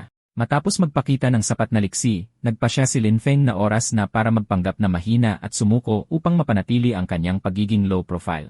Gayunpaman, sumingit ang prinsipal, nagbabala na kung sadya siyang magpapatalo, babawiin ng akademya ang kanyang karapatan sa lupa sa kanluran ng lungsod. Natigilan si Lin Feng na pagtantong nakataya ang kanyang bukid. Nagalit sa isiping mawawala ang kanyang lupa, nagliwanag ang kanyang mga mata ng asul na mahikang enerhiya. Nagpasya siyang hindi niya hahayaang bawiin ito sa kanya. Napansin ni Lailing ang biglaang pagbabago sa kanyang aura, at nagulat nang mapagtantong ngayon pa lang siya tunay na lalaban. Nag-ipon si Lin Feng ng napakaraming berdeng nature mana, lumilikha ng isang ipo-ipo sa paligid ng kanyang mga kamay. Nagulat si Lailing sa biglaang pressure. Tumugon siya sa pamamagitan ng pagpapakawala ng isang malaking nagliliyab na bola ng apoy sa kanya. Sa halip na umiwas, sinuntok ni Lin Feng ang lupa, na lumikha ng isang shockwave na sumira sa bola ng apoy. Sumigaw siya ng serious punch at sumugod sa gitna ng usok at apoy papunta sa kanya. Nagningning ang kanyang kamao sa matinding berdeng enerhiya habang inihahagis niya ang suntok. Nanlaki ang mga mata ni Lailing, takot na takot sa napakalakas na kapangyarihang paparating sa kanya. Pagkatapos ng laban, nagwagi si Lin Feng. Ngumiti siya at mapagkumbabang sinabi kay Lailing na hinayaan siya nitong manalo para hindi mahalata ang kanyang lakas. Gulat na gulat ang mga manonood, nagbubulungan kung itinatago ba ng magsasaka ang kanyang tunay na lakas sa simula pa lang. Nagbiro ang isang estudyante na mas mukha pa siyang magsasaka kaysa kay Lin Feng. Samantala, sinusuri ni Vera ang laban, na labis na namamangha. Napansin niya ang kanyang tumpak na kontrol sa kapangyarihan ng kalikasan, na tinawag niyang malapit sa pinagmulan. Tapos na ang laban at si Lin Feng ang idineklara na panalo. Inalok niya ang kanyang kamay para tulungang tumayo si Lailing. Namumulang kinuha ni Lailing ang kanyang kamay. Tinatanggap niya ang kanyang pagkatalo, kinikilalang napakalakas nito. Sinubukan ni Lin Feng na maliitin ang kanyang kakayahan para manatiling low profile, mapagkumbabang sinasabi na siya ang malakas at puro lakas lang ang meron siya. Nang tumalikod siya, nawala ang kanyang cool na pagkukunwari. Pinunasan niya ang pawis sa kanyang noo, nakahina ng maluwag na muntik na niyang hindi mawala ang kanyang lupa. Lumapit ang prinsipal na may isang nakakalokong ngiti ng kasiyahan, sinasabi kay Lin Feng na hindi masama ang kanyang ipinakita. Nang makabawi ng composure, tumayo ng tuwid ang prinsipal. Nagpasalamat si Lin Feng sa kanyang awa tungkol sa lupa, at hinikayat siya ng prinsipal na magsumikap. Habang naglalakad palayo si Lin Feng, naging inis ang kanyang ekspresyon. Sa isip niya, minumura niya ang matanda dahil sa pagbabanta sa kanyang bukid. Nanunumpa na pagbabayaran nito ang stress na idinulot sa kanya. Kalaunan, habang naglalakad sa campus, walang pakialam si Lin Feng sa paligid. Bigla, napansin niya ang isang mahiwagang kaguluhan malapit sa isang puno. Isang dalaga na may mahabang berdeng buhok at berdeng damit ang lumitaw mula sa isang kislap ng liwanag. Magalang siyang umiti at hiniling kay estudyante Lin Feng na gabayan siya sa kanyang cultivation. Tiningnan siya ni Lin Feng, na lubos na nalilito, at tinanong kung bakit hihingi ng gabay ang isang combat student sa isang magsasaka. Tuwang-tuwang ipinakilala ng babae ang kanyang sarili bilang si Vera. Ipinaliwanag niya na napanood niya ang laban nito at nakita niyang perpekto ang paggamit nito ng natural na mana, umaasang magbibigay inspirasyon sa kanya ang landas nito. Magalang na tinanggihan ni Lin Feng ang kanyang hiling, iminungkahing hintayin na lang niya ang pagbabalik ng mga opisyal na nature-type instructor sa halip na magtanong sa isang estudyante. Tumanggi si Vera na sumuko, nagmamakaawa na mas mahalaga ang kakayahan kaysa sa titulo. Nilinaw niya na gusto niya lang bisitahin paminsan-minsan ang kanyang bukirin para mag-obserba at matuto. Upang ipakita ang kanyang katapatan, yumuko siya ng malalim, nag-aalok na tumulong sa mga gawain sa bukid para sa pagkakataong maramdaman ang kanyang aura. Nataranta si Lin Feng, nag-aalala na baka matuklasan niya ang kanyang mga mutated na pananim. Nanatili sa kanyang pagkukunwari, muling tumanggi si Lin Feng, nagsinungaling na ang kanyang ipinakitang galing sa laban ay dahil lang sa purong lakas at wala siyang maituturo. Biglang pumasok sa eksena ang prinsipal. Inilagay niya ang kamay sa balikat ni Lin Feng at pinilit siyang pumayag para sa kapakanan ng prinsipal. Pagkatapos ay yumuko ang prinsipal at bumulong ng banta sa tainga ni Lin Feng. Nagbago ang ekspresyon ni Lin Feng sa pagkabigla ng mapagtantong wala siyang pagpipilian. Dahil talo, napabuntong hininga si Lin Feng at pumayag na hayaan siyang sumama. Tuwang-tuwa si Vera. Nagniningning siya sa kaligayahan at nagpasalamat sa kanya, nangangakong hindi istorbohin ang kanyang trabaho. Dahil sabik ng magsimula, niyakap niya ang braso ni Lin Feng at nagtanong kung pwede na silang umalis. Namumula, pumayag siya at nanguna sa daan papunta sa kanluran ng lungsod. Kalaunan sa bukid, nakasuot si Vera ng damit pangsaka para ipakita ang kanyang dedikasyon at nagtanong kung paano siya makakatulong. Dahil nag-iingat, nagpasya si Lin Feng na kailangan niyang ilayo ito sa mga pananim sa loob ng greenhouse. Itinuro niya ang mga bukirin sa labas, sinasabihan siyang maging pamilyar sa lugar. Ginamit niya ang dahilan na aalagaan ang mga bagong punla para pumasok sa greenhouse ng mag-isa. Nag-isa sa bukirin, sinusuri ni Vera ang mga pananim. Nagulat siya nang matuklasan na kahit ang mga pananim sa labas ay dekalidad, pinalusog ng purong natural na mana. Namula siya, iniisip si Lin Feng. Habang mas marami siyang natututunan tungkol sa kanyang pagsasaka, mas lalo siyang nagiging mausisa. Isang oras ang lumipas, nakaluhod si Vera sa lupa, malalim ang konsentrasyon sa kanyang ginagawa. Sinuri niya ang isang kumpol ng lupa, at nanlaki ang kanyang mga mata sa gulat, bumubulong na kahit ang lupa ay puno ng mataas na antas ng enerhiya. Napansin ni Lin Feng na nakatitig siya sa lupa at tinanong kung may problema. Napansin ni Vera na tumutubo ang mga pananim sa ordinaryong lupa at tinanong kung gumamit siya ng mga espesyal na pampataba. Kinumpirma ni Lin Feng na ordinaryong lupa lang ito. Ngumiti siya nang walang magawa, ipinapaliwanag na bilang isang hamak na magsasaka, hindi niya kayang bumili ng mamahaling pataba. Itinuro ni Lin Feng ang isang lantang halaman, sinasabing kung walang sustansya, malamang nakulang sa nutrisyon ang kanyang mga pananim. Tinitigan ni Vera ang halaman, nag-isip. Nagpasya siya na dahil napakaganda ng kanyang natural na mana, dapat siyang tulungan na malutas ang problemang ito. Masaya niyang sinabi sa kanya ang tungkol sa isang patakaran ng paaralan, kung saan maaaring ipagpalit ng mga estudyante ang mga materyales mula sa dungsyon para sa mga gamit sa bodega. Nang marinig ito, tuwang-tuwang hinawakan ni Lin Feng ang kanyang mga balikat, nagtatanong kung totoo ba yon. Ipinaliwanag ni Vera na makakakuha siya ng dekalidad na Earth Pulse Fertilizer sa pamamagitan ng pagpapalit ng pangil ng Chieftain mula sa boss ng Level 1-0 Gloom Forest Dungeon. Ngunit nagbabala na karaniwan itong nangangailangan ng isang team na may 5 tao. Dagdag pa niya, kailangan niyang magmadali dahil baka makansela na ang patakaran. Nang malaman ng paraan para makakuha ng libreng pataba, ngumisi si Lin Feng at idineklara na aalis siya kaagad. Habang tumatakbo papalayo si Lin Feng na may dalang asarol, nanonood si Vera. Hinangaan niya ang kanyang sigla, iniisip na tanging isang dalisay na puso ang makapag-aalaga ng ganoong kadalisay na mana. Sa pasukan ng level 1-0 Dongjuan, ang Bloom Forest, dumating si Lin Feng sa harap ng isang umiikot na lilang portal. Pinagtawanan siya ng ibang estudyante dahil sa pagdadala ng asarol sa isang Dongjuan. Nakilala ng isa ang level 8 na freshman at tinawag siyang baliw sa pagsubok na pasukin ang isang high-level na Dongjuan.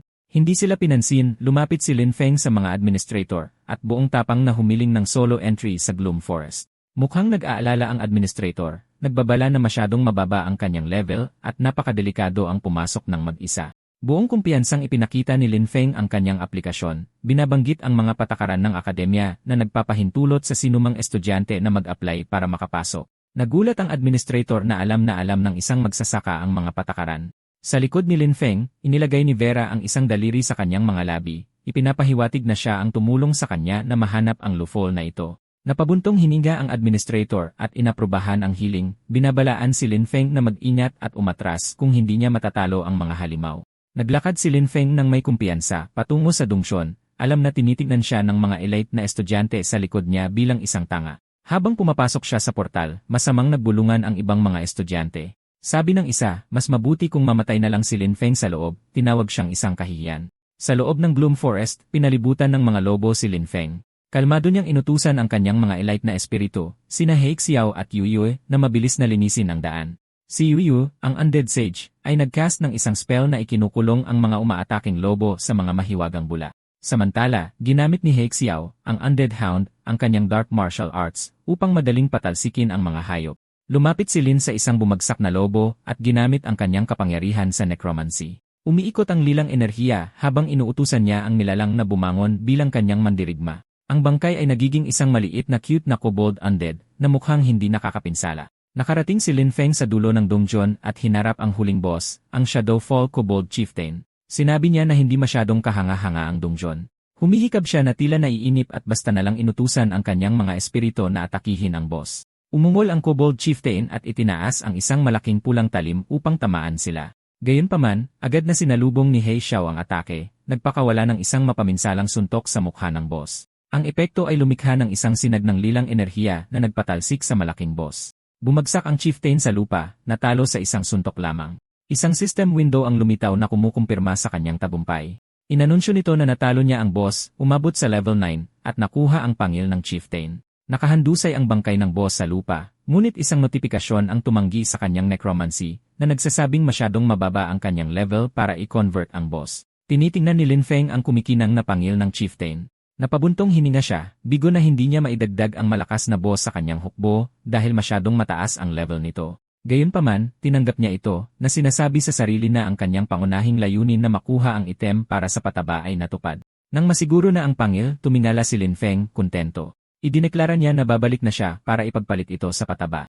Pumasok siya sa portal para lisanin ang Dongjuan. Pabalik sa pasukan ng Dongjuan, isang opisyal ang kinakabahang nakikipag-usap kay Vera. Nagpahayag siya ng pag-aalala tungkol sa pagpapalit ng mga resources para sa isang estudyante kung kailan kailangan ito sa mga frontline.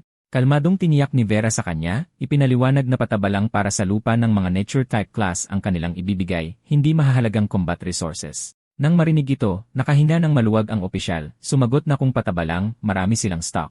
Nang lumabas si Lin Feng, isang pampublikong anunsyo ang nagsiwalat ng kanyang nakakagulat na resulta.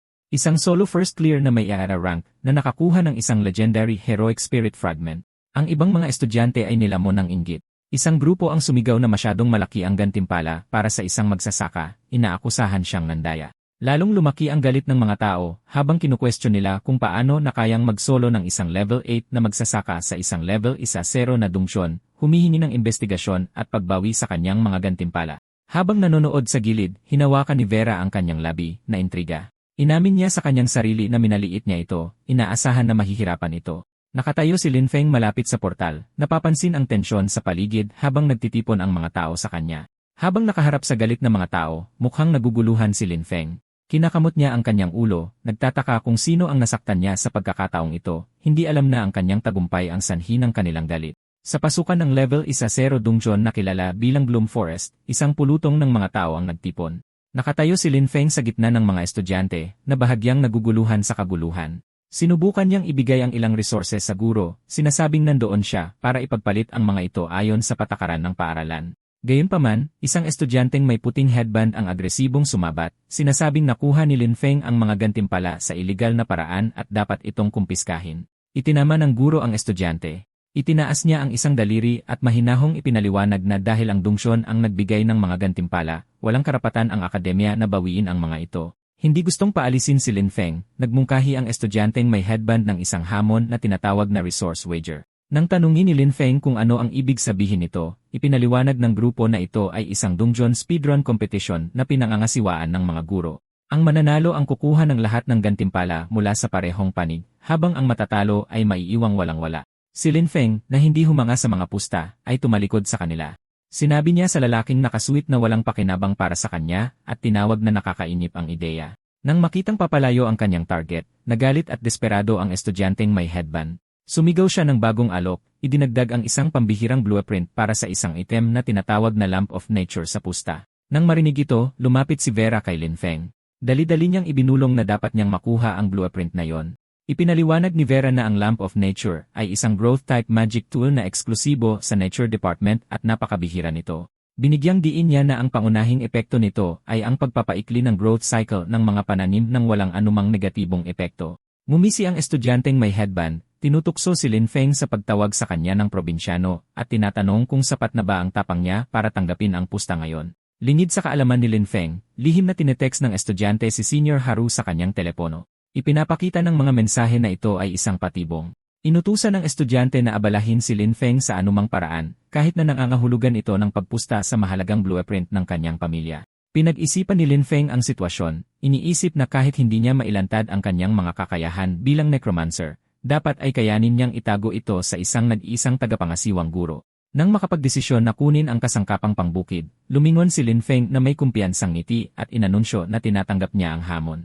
Malakas na tumawa ang aroganteng estudyanteng may puting headband, kumbinsido na isang impostor si Lin Feng at ilalantad ng tagapangasiwang guro ang kanyang pandaraya kapag nasa loob na sila ng dungsyon. Lumipat ang eksena sa loob ng level 1-0 dungsyon, ang Gloom Forest, kung saan magsisimula na ang pagsubok. Nakatayo malapit sa portal, tinanong ng tagapangasiwang guro, na sa totoo'y isang tauhan ni Vera na nagpapanggap, kung paano niya nagawang malinis ang isang napakahirap na dungsyon ng mag-isa. Ngumiti si Lin Feng ng may kumpiyansa, sinasabi sa guro na ipapakita na lang niya ang kanyang lakas sa halip na ipaliwanag ito. Ginagamit niya ang kanyang mahika, at isang alimpuyo ng berdeng enerhiya ang pumalibot sa kanya habang tinatawag niya ang kanyang mga katulong sa bukid. Isang malaking kumikinang na berdeng imahe ang lumitaw sa likuran niya, tinatakpan ang kanyang tunay na kapangyarihan bilang necromancer sa anyo ng nature magic. Kitang-kita ang gulat ng tauhan ni Vera, napansin sa isip na napakabilis ng pagpapatawag, at tila napakataas ng kalidad ng tropa. Matyagang nanonood ang guro, iniisip na ito ang perpektong pagkakataon upang suriin kung ano mismo ang mga kakayahang ginamit ni Lin Feng para makamit ang isang solo clear. Itinuro ni Lin Feng ang kanyang daliri sa mga kaaway, inuutusan ang kanyang mga sumon na umatake ng buong lakas. Isang grupo ng mababangis na halimaw na parang lobo ang marahas na sumugod kay Lin Feng. Gayunpaman, ang demonic horned bear ni Lin Feng, na kumikinang sa berdeng enerhiya ng Spirit Farm Lord Disgis, ay humarang sa kanila. Nagpakawala ang oso ng isang mapaminsalang serye ng mabilis na suntok, lumilikha ng isang malaking pagsabog ng berdeng enerhiya na pumuksa sa mga umaatakeng halimaw. Tumitindi ang labanan habang ipinapakawala ng mga elite summon ni Lin Feng ang kanilang kapangyarihan. Si Zuye, ang undead sage, ay itinuon ang kanyang mahika, lumilikha ng isang serye ng mga sumasabog na berdeng bula na bumomba sa lugar. Sa tabi niya, si Heixiao, ang undead hound, ay nag-ipon ng maitim na berdeng enerhiya sa kanyang mga kamay at nagpakawala ng malalaking sinag ng mahiwagang liwanag na umulan sa mga kaaway. Tumama ang mga atake sa lupa nang may mapaminsalang lakas na nagdulot ng malaking pagsabog ng mga bato at enerhiya. Nasasaksihan ang pagkasira, lubos na namangha ang tagapangasiwang guro. Napansin niya na wala pang isang minuto para lubusang mapuksa ni Lin Feng ang isang kobold patrol squad na kapareho ng level. Habang kaswal na nakatayo si Lin Feng sa gitna ng mga kumikinang na labi ng mga halimaw, tinititigan siya ng guro na basang-basa sa pawis sa gulat.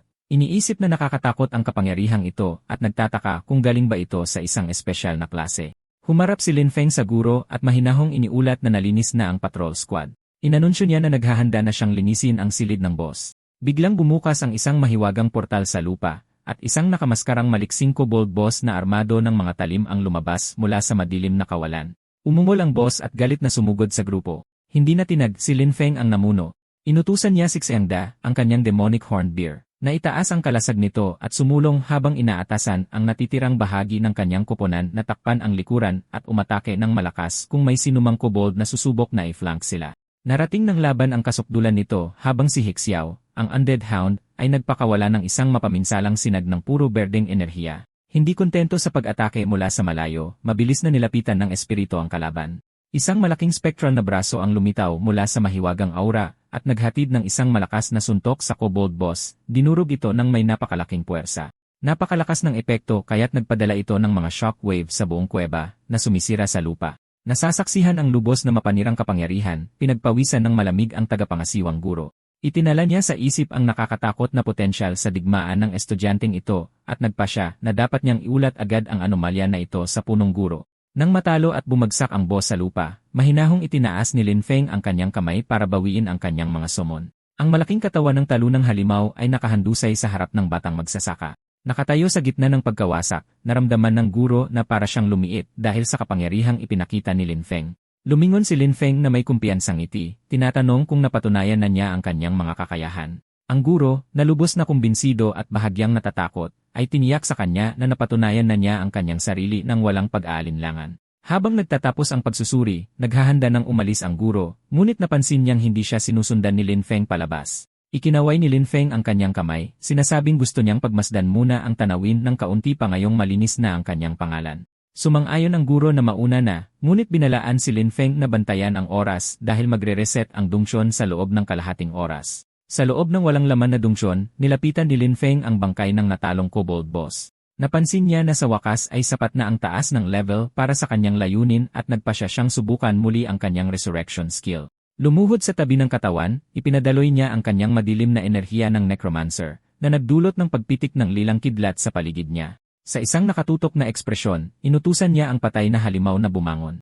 Kuminang ang bangkay ng isang masamang lilang liwanag habang ang kaluluwa ng boss ay muling nabuo bilang isang makapangyarihang shadow spirit na masunuring nakaluhod sa harap ng bago nitong amo. Ilang sandali pa, umalingaw ang mga yabag mula sa portal habang lumalabas si Lin sa dungsyon na mukhang kalmado at walang dalos. Sa labas, nagulat ang grupo ng mga estudyante nang makita siya. Nataranta ang grupong pumusta laban sa kanya na pagtantong talo na sila. Dahil sa takot na magtanim ng sama ng loob si Lin Feng sa kanilang panunuya kanina, mabilis silang nagpasya na tumakas ng sabay-sabay. Ang alalay ni Vera ay nakatayo kasama si Vera na nakadisgis bilang estudyante. Formal niyang inihayag na napatunayan na ni Lin Feng ang kanyang sarili at ibinigay ang mga gantimpala, ang sisidlan ng scroll na naglalaman ng blueprint at ang bag ng mga resources. Lumingon si Lin Feng, napansin na wala na ang mga humamon sa kanya. Ngumiti si Vera at ipinaliwanag na matapos magpatotoo ang guro sa tagumpay ni Lin Feng, alam ng estudyanteng nakipagpustahan na mali siya, ibinagsak ang mga ipinangakong gamit at tumakas dahil sa hiya.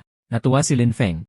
Itinaas niya ang kanyang mga napanalunan, masayang tinawag itong isang saganang ani ng pataba para sa kanyang bukid. Habang nagdiriwang si Lin Feng, tahimik na inabot ng alalay ni Vera ang isang recording stone ng laban sa dungsyon kay Vera, na nagmumungkahing baka gusto niyang pag-aralan ang kakayahan ng bata sa ibang pagkakataon.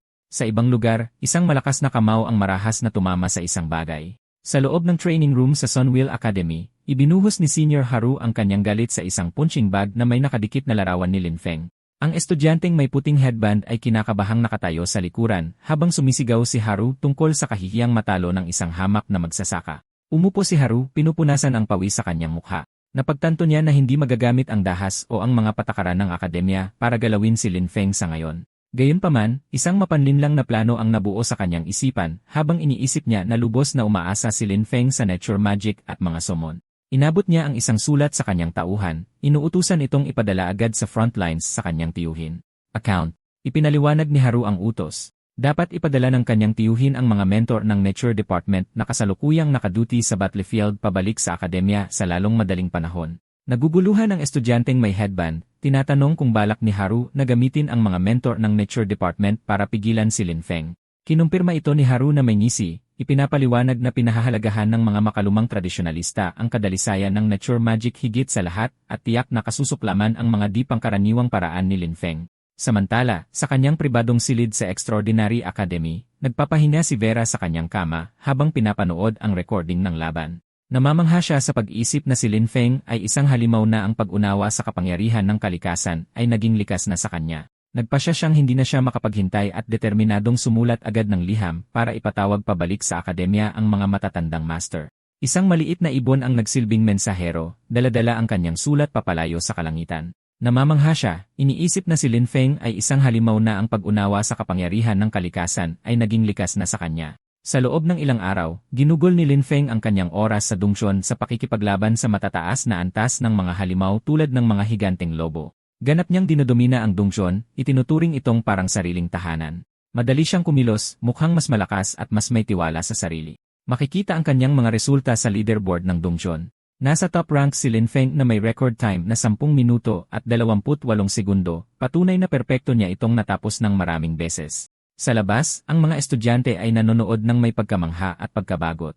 Pinag-uusapan nila kung paano tinatrato ni Lin Feng ang Dongxuan na parang kanyang bakuran, nagrereklamo na dahil sa kanyang husay ay nakakabagot siyang panoorin. Pagkatapos ng kanyang mga sesyon, pumunta si Lin Feng sa exchange officer. Inabot niya ang isang kahon ng mga materyales mula sa halimaw at hiniling na ipagpalit ang mga ito sa pataba. Sinabi ng officer kay Lin Feng na sapat na ang kanyang mga credit para sa isang promotion. Pinayuhan niya itong mag-apply sa Upper Academy dahil walang kabuluhan ang pananatili sa Lower Academy para sa kanyang antas ng kasanayan. Nagulat si Lin Feng dahil nakatuon lamang siya sa pagkolekta ng mga resources para sa pagsasaka.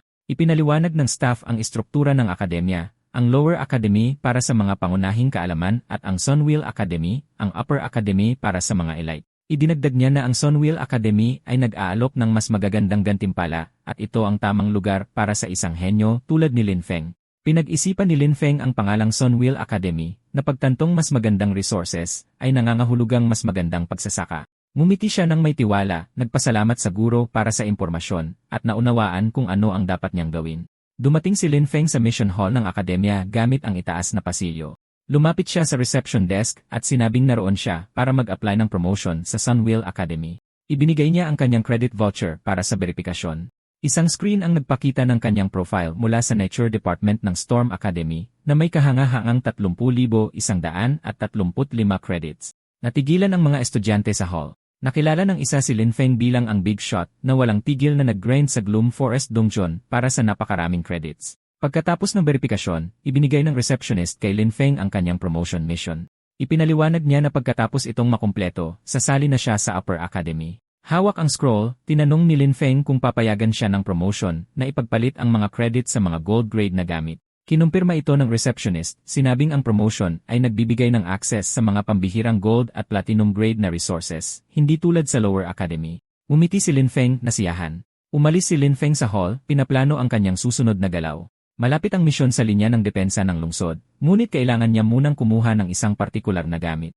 Naglakad siya sa isang tahimik na pasilyo ng akademya, tinitiyak na walang sumusunod sa kanya. Sa isang bodega, isang maskuladong lalaki ang nagbigay kay Lin Feng ng Lamp of Nature. Ipinaliwanag niya na ang mga epekto nitong silver grade ay katumbas ng mga gold grade at binalaan siyang alagaan ito at huwag hahayaang madikit sa necrotic energy. Kinuha ni Lin Feng ang berdeng lampara at mumiti, nagpapasalamat sa senior para sa gamit at payo. Sa labas, maingat na lumingon-lingon si Lin Feng para siguraduhing walang nakatingin. Pumasok siya ng palihim sa isang makapal na palumpong. Sa kabila ng babala, yumuko si Lin Feng at tiningnan ang Lamp of Nature. Nakaramdam siya ng pagnanasang sumuway at subukang lagyan ito ng kanyang necrotic power. Pinagsanib ni Lin Feng ang Lamp of Nature sa kanyang dalawang enerhiya.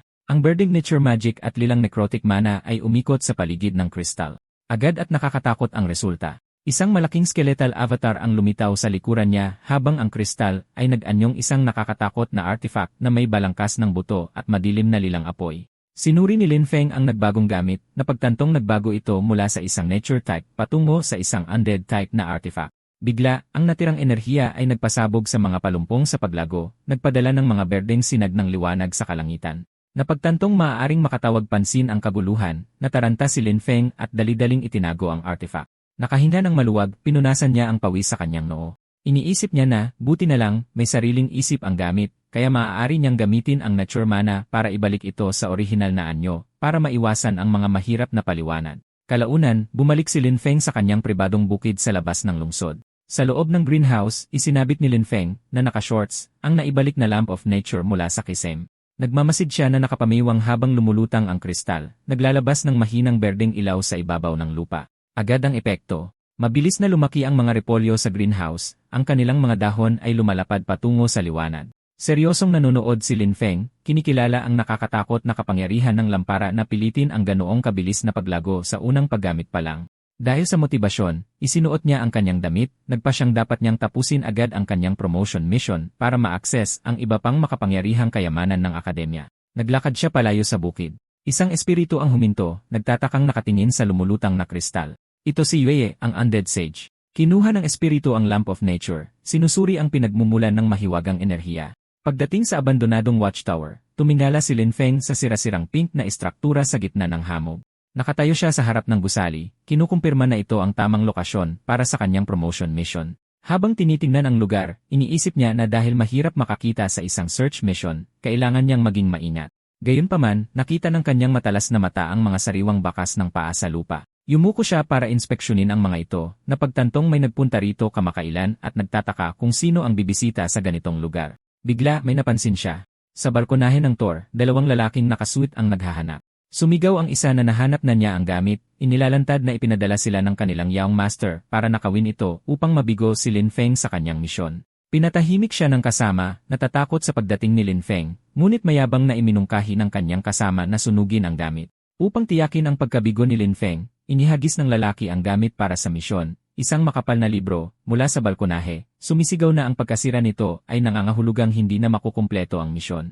Ngunit bago tumama ang libro sa lupa, mabilis na sumugod si Lin Feng at ligtas itong nasalo. Tumingala siya sa mga natigilang lalaki na may mapanuyang ngiti, tinatanong kung dapat ba niya silang pasalamatan sa paghahanap nito para sa kanya. Tumingin ang dalawang lalaki sa ibaba na may takot, na pagtantong agad na pumalpak ang kanilang plano. Nagpanik sila at nagsisihan. Sinampal ng leader ang kanyang kasama, sinisigawan siyang bawiin ang gamit. Hindi tinatanggap ang pagkatalo, sumigaw ang dalawang lalaki at sumugod kay Lin Feng, sinusubukang talunin siya. Pero, kalmadong ginamit ni Lin Feng ang kanyang mahika, at matutulis na mga spike ang umangat mula sa lupa sa paligid niya. Malalaking berdeng baging ang sumulpot mula sa lupa, bumubuo ng isang harang na panangga sa paligid niya. Bago pa sila makalapit, humagupit ang mga baging, sinunggaban ang mga lalaki mula sa ere, at mahigpit na ibinalot sa kanila. Mabilis na natapos ang laban. Nakabitin ng patiwarik ang dalawang lalaki, hindi makagalaw dahil sa mga baging. Nakatayo si Lin Feng sa ibaba, nakapamiwang, at malamig na humihingi ng paliwanag. Nagbigay siya ng isang nakakatakot na ngiti, pinipilit silang umamin kung sino ang nagpadala sa kanila. Kalaunan, sa paglubog ng araw, nasa bukid si Lin Feng sa labas ng lungsod. Kinuyom ni Lin Feng ang kanyang kamao sa galit, matapos malaman mula sa mga bihag na si Haru ang nasa likod ng pag-atake. Dahil sa pagkadismaya, naglakad-lakad siya sa kanyang ari-arian. Napagtanto niyang isang malaking problema si Haru at nag-aalala na ang patuloy na pag-atake ay maaaring maglantad ng kanyang pagiging necromancer. Alam niyang kailangan niya ng solusyon. Biglang huminto sa paglalakad si Lin Feng na may gulat na ekspresyon. Nakita niya ang kanyang elite spirit, si Yue, na may hawak na maliit na pulang watawat sa nagliliwanag na lampara ng kalikasan. Sa kanyang pagkamangha, ginagamit ng undead na espiritu ang watawat para pamunuan ang iba pang mga summon. Isang demonyong oso na may sungay ang humihila ng kariton, habang ang mga alagad na butiki ay nagbubungkal ng lupa, lahat ay nasa ilalim ng liwanag ng artifact. Hinawakan ni Lin Feng ang kanyang sentido, pinoproseso ang kakaibang tanawin ng kanyang organisadong hukbo ng undead na nagtatrabaho. Napangiti siya nang mapagtanto na salamat kay Yu at sa artifact, ang kanyang bukid ay ganap ng automated. Sa silid ni Haru, isang tauhan ang nag-uulat ng masamang balita. Hindi mahanap ng grupo ang dalawang lalaking pinapunta sa watchtower, mga bakas lang ng mana ang natagpuan, kaya hinatulan nilang malamang patay na sila. Dahil sa galit sa kabiguan, sinuntok ni Haru ang pader ng buong lakas. Sumigaw siya sa kanyang takot na alagad, tinawag na basura ang kanyang mga tauhan dahil sa pagkabigo sa isang simpleng gawain. Dahil sa galit, ibinuhos ni Haru ang kanyang put kay Lin Feng. Habang nakatingin sa kanyang refleksyon, mali siyang nag-akala na pinatay ni Lin Feng ang kanyang mga tauhan. Nagulat siya na isang estudyante lang ang naglakas loob na pumatay sa kanyang mga tao. Nagpa siya si Haru na palalain ang sitwasyon at lumingon sa kanyang tauhan. Inutusan niya itong kontakin ang grupo ng mga assassin na Shadow Eclipse at ialok ang pinakamataas na presyo para sa buhay ni Lin Feng. Isang madilim na katotohanan ang tumama sa kanya. Iniugnay ang pagkawala sa mga nakaraang kaganapan, kumbinsido si Haru na pinatay din ni Lin Feng si Tuka. Sa mission ho ng Sunny Academy, binati ng isang staff si Lin Feng sa pagsali sa Sunwheel Academy at inabutan siya ng isang pakete. Ipinakita ng lalaki kay Lin Feng ang kanyang bagong uniforme at student nameplate. Napangiti si Lin Feng sa kanyang bagong gamit, sabik na mag-ipon ng mga credit at supply para sa kanyang mga eksperimento sa pagtatanim. Kalaunan, nagtungo si Lin Feng sa pasukan ng Level 1-0 Gloom Forest Donjon. Ibinigay niya ang kanyang nameplate sa staff at humiling ng solong pagpasok, ngunit sinabihang hindi na ito posible. Nagtataka, tinanong ni Lin Feng kung bakit hindi na siya pinapayagang pumasok. Ipinaliwanag ng staff na ipinagbabawal ng mga bagong patakaran ang mga estudyante mula sa upper house na pumasok sa mga low-level donjon para makatipid ng resources para sa mga estudyante sa lower house. Natigilan si Lin Feng na pagtantong ang kanyang plano na mag-ipon ng resources ay nahadlangan na. Habang paalis si Lin Feng na dismayado, nakahinga ng maluwag ang staff, iniisip na malamang ay ubusin ng bata ang laman ng kanilang bodega. Habang naglalakad sa isang daanan sa gubat, iniisip ni Lin Feng kung ano ang gagawin ngayong wala na ang kanyang pinakamahusay na paraan para makakuha ng mga supply. Bigla, may humarang sa kanyang harapan, nagtatanong kung siya ba ang bagong junior na si Lin Feng. Isang binata na may spiky na buhok at sigarilyo na nagngangalang Ron ang nakapansin na tila hindi makahanap ng misyon si Lin Feng. Sinabi ni Ron na kailangan ng kanyang squad ng isang tao para sa isang collection mission. Tahimik na inisip ni Lin Feng na masyadong nagkataon lang ang pagdating ng estranghero. Inakbayan ni Ron si Lin Feng, hinihikayat siyang sumali para masanay sa mga dungeon ng upper house. Pinag-isipan ni Lin Feng ang kanyang sitwasyon. Kailangan niya ng mga credit para sa mga supply at kaunti lang ang alam niya tungkol sa mga dungeon, kaya nagpasya siyang ayos lang ang isang simpleng collection mission. Pumayag siya, at masayang sinabi ni Ron na naghihintay na ang team sa pasukan ng dungeon. Sa isang mahiwagang tarangkahan na may mga asul na kristal, 2 pang estudyante ang naghihintay sa kanila. Ipinakilala ni Ron ang team, isang babaeng nagngangalang Yubei, at isang maskuladong lalaki na si Carter. Ipinaliwanag ni Ron ang kanilang misyon. Kolektahin ang 1-0 tangkay ng moonlight grass mula sa gubat at iwasan ang pakikipaglaban sa mga nagpapatrolyang night elves. Pumasok silang 4 sa asul na portal. Sa loob ng Shadow Woods, maingat silang gumalaw sa pagitan ng mga puno. Di nagtagal, nahanap nila ang kanilang target, ang kumikinang na moonlight grass. Yumuko si Ron para kunin ang mga halaman, nagulat na napakadali ng takbo ng misyon. Gayunpaman, habang dumadaan sila sa ilang mga guhong bato, lumakas ang hangin. Bigla, tinambangan sila ng mga lumilipad na nilalang na parang insekto. Nakilala sila ni Ron bilang isang patrol ng Night Elf at sumigaw na maghanda para sa laban. Isang Night Elf ang tumili at nagpakawala ng mga lilang energy beam sa grupo. Humarap si Ron at sinalag ang mga beam gamit ang kanyang sandata, pinoprotektahan ng team. Inutusan niya ang lahat na pumwesto, at inutusan si Lin Feng na gamitin ang kanyang nature magic para guluhin ang mga Night Elf na mahina dito. Sumunod si Lin Feng, nakapokus ang kanyang ekspresyon. Nagcast siya ng spell, nagpadala ng mga berdeng baging na sumugod patungo sa mga kalaban. Binalot ng mga baging ang mga Night Elf, hindi sila makagalaw sa ere. Gamit ang mga baging na parang latigo, ibinagsak ni Lin Feng ang mga nakulong na halimaw sa lupa. Gayunpaman, biglang pinutol ni Ron ang mga baging gamit ang isang talim ng dark energy na nagputol sa kontrol ni Lin Feng. Nagkunwaring nagmamadali, sumigaw si Ron na tumatawag ng backup ang mga kalaban at sinabihan sina Carter at Yubei na simulan na ang susunod na bahagi ng kanilang plano. Ngumisi si Yubei, handang kumilos, habang malamig na kinumpirma ni Carter ang utos.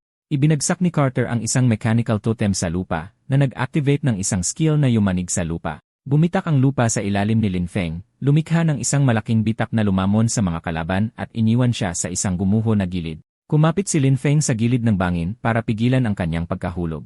Habang nakabitin sa isang kamay, tiningnan niya ang kanyang mga kasamahan sa kabilang panig at napagtantong may mali. Yumuko si Ron sa gilid at nag-alok ng isang mapanuksong paghingi ng tawad.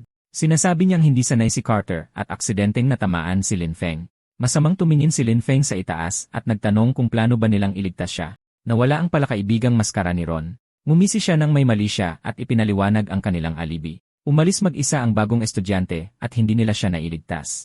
Habang kalmadong nakabitin sa isang kamay, mukhang bored si Lin Feng at nagtanong kung nag-aalala ba silang malantad sa pagpatay. Ngumisi si Ron, ipinapaliwanag ang kanilang pagtatakip. Gagamitin nila ang magic signature ng isang elite monster sa nameplate ni Lin Feng para pekin ang kanyang pagkamatay. Tumango si Lin Feng at nagtanong kung may iba pang paraan para malaman ng sinuman ang nangyari. Mayabang na tiniyak ni Ron na maraming beses na nila itong ginawa at magtiwala sa kanilang profesional na pamantayan. Sumagot si Lin Feng na naiintindihan niya. Walang takot, binitawan ni Lin Feng ang kanyang kapit sa bangin. Nahulog siya patalikod sa bangin, relax ang kanyang postura. Tumawa si Ron, iniisip na tumalon si Lin Feng para sa mabilis na kamatayan at iwasan ang pagpapahirap, ngunit naputol ang tawa ni Ron dahil sa gulat. Sa kanilang pagkagimbal, huminto sa pagkahulog si Lin Feng at lumutang sa ere na napapalibutan ng madilim na enerhiya. Tinanong niya kung handa na sila. Habang kalahati ng kanyang mukha ay nasa anino, idineklara ni Lin Feng na oras na para harapin nila ang kanyang legion. Nagpanik si Ron, Yubei, at Carter nang bumaliktad ang sitwasyon. Napapaligiran sila ng malalaking figura, sina He Xiao, Yu Yu, at ang Kobold Undead, na lahat ay nagtataasan sa kanila. Naglaro si Yuyu na gumawa ng hugis puso gamit ang mga kamay nito bago magpakawala ng isang malaking pagsabog ng enerhiya.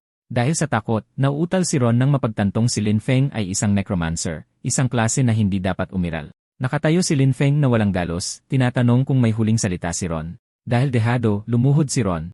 Sinisi niya si Haru sa pag-aayos ng lahat, sinabing walang personal na alitan, at nagmakaawa. Malamig na sinabi ni Lin Feng na hindi nagsisisi si Ron, takot lang itong mamatay. Sa desperasyon, nag-alok si Ron na maging testigo na si Haru ay sangkot sa pagkamatay ni Tuka. Tinanong ni Lin Feng kung kilala niya si Tuka. Nalilito, nagtanong si Ron kung sino yon, halatang walang ideya. Nang makita ang kinakabahang mukha ni Ron, napagtanto ni Lin Feng na isa lang siyang tau-tauhan na walang alam na kapaki-pakinabang. Dahil nawala ng interes, tumayo si Lin Feng at malamig na inutusan ang kanyang Undead Legion na ibaon sila. Tinakpan ni Lin Feng ang kanyang mga tainga bago lipulin ng isang malaking pagsabog ng mahika ang mga traidor. Ilang sandali lang, nakahandusay ng walang galaw ang tatlo. Sinumpa ni Ron si Lin Feng, hinahangad na magkaroon siya ng isang kahindik-hindik na kamatayan. Walang kibo, inapakan ni Lin Feng ang mukha ni Ron at sinabing nagsisimula pa lang ang magagandang araw niya. Gamit ang kanyang kapangyarihan bilang necromancer, inutusan niyang bumangon ang mga katawan. Binalot ng lilang apoy ang mga bangkay, ginawa silang mga nakabaluting undead warrior na lumuhod kay Lin Feng. Pinagmasdan ni Lin Feng ang kanyang mga bagong alagad, iniisip kung mas matalino ba ang mga taong undead kaysa sa mga halimaw. Pinulot niya ang kanilang mga sirang nameplate, napansin na wasak ang recording mechanism at nagpa siyang iulat ang kanilang pagkamatay bilang isang aksidente. Naglakad siya patungo sa asul na portal para umalis sa dungeon. Ngunit nang abutin niya ang portal, hinarangan siya ng isang hindi nakikitang hadlang. Naguguluhan siya kung bakit hindi siya makalabas. Isang system notification ang nagsabing na-activate ang isang item, ang pagsisisi ng nakaraan. Ang labasan ay selyado hanggang sa malinis ang dungeon, at lahat ng attribute sa loob ay pinalakas ng 200%. Habang pinoproseso ito ni Lin Feng, umikot ang madilim na enerhiya sa kabubatan sa likuran niya. Nyanig ng mabibigat na kuko ang lupa. Lumingon si Lin Feng, puno ng gulat ang kanyang mukha. Isang dambuhalang kabalyerong nakabaluti sa isang madilim na kabayong pandigma na napapalibutan ng lilang kidlat ang humarang sa kanyang daan na may mapanganib na aura.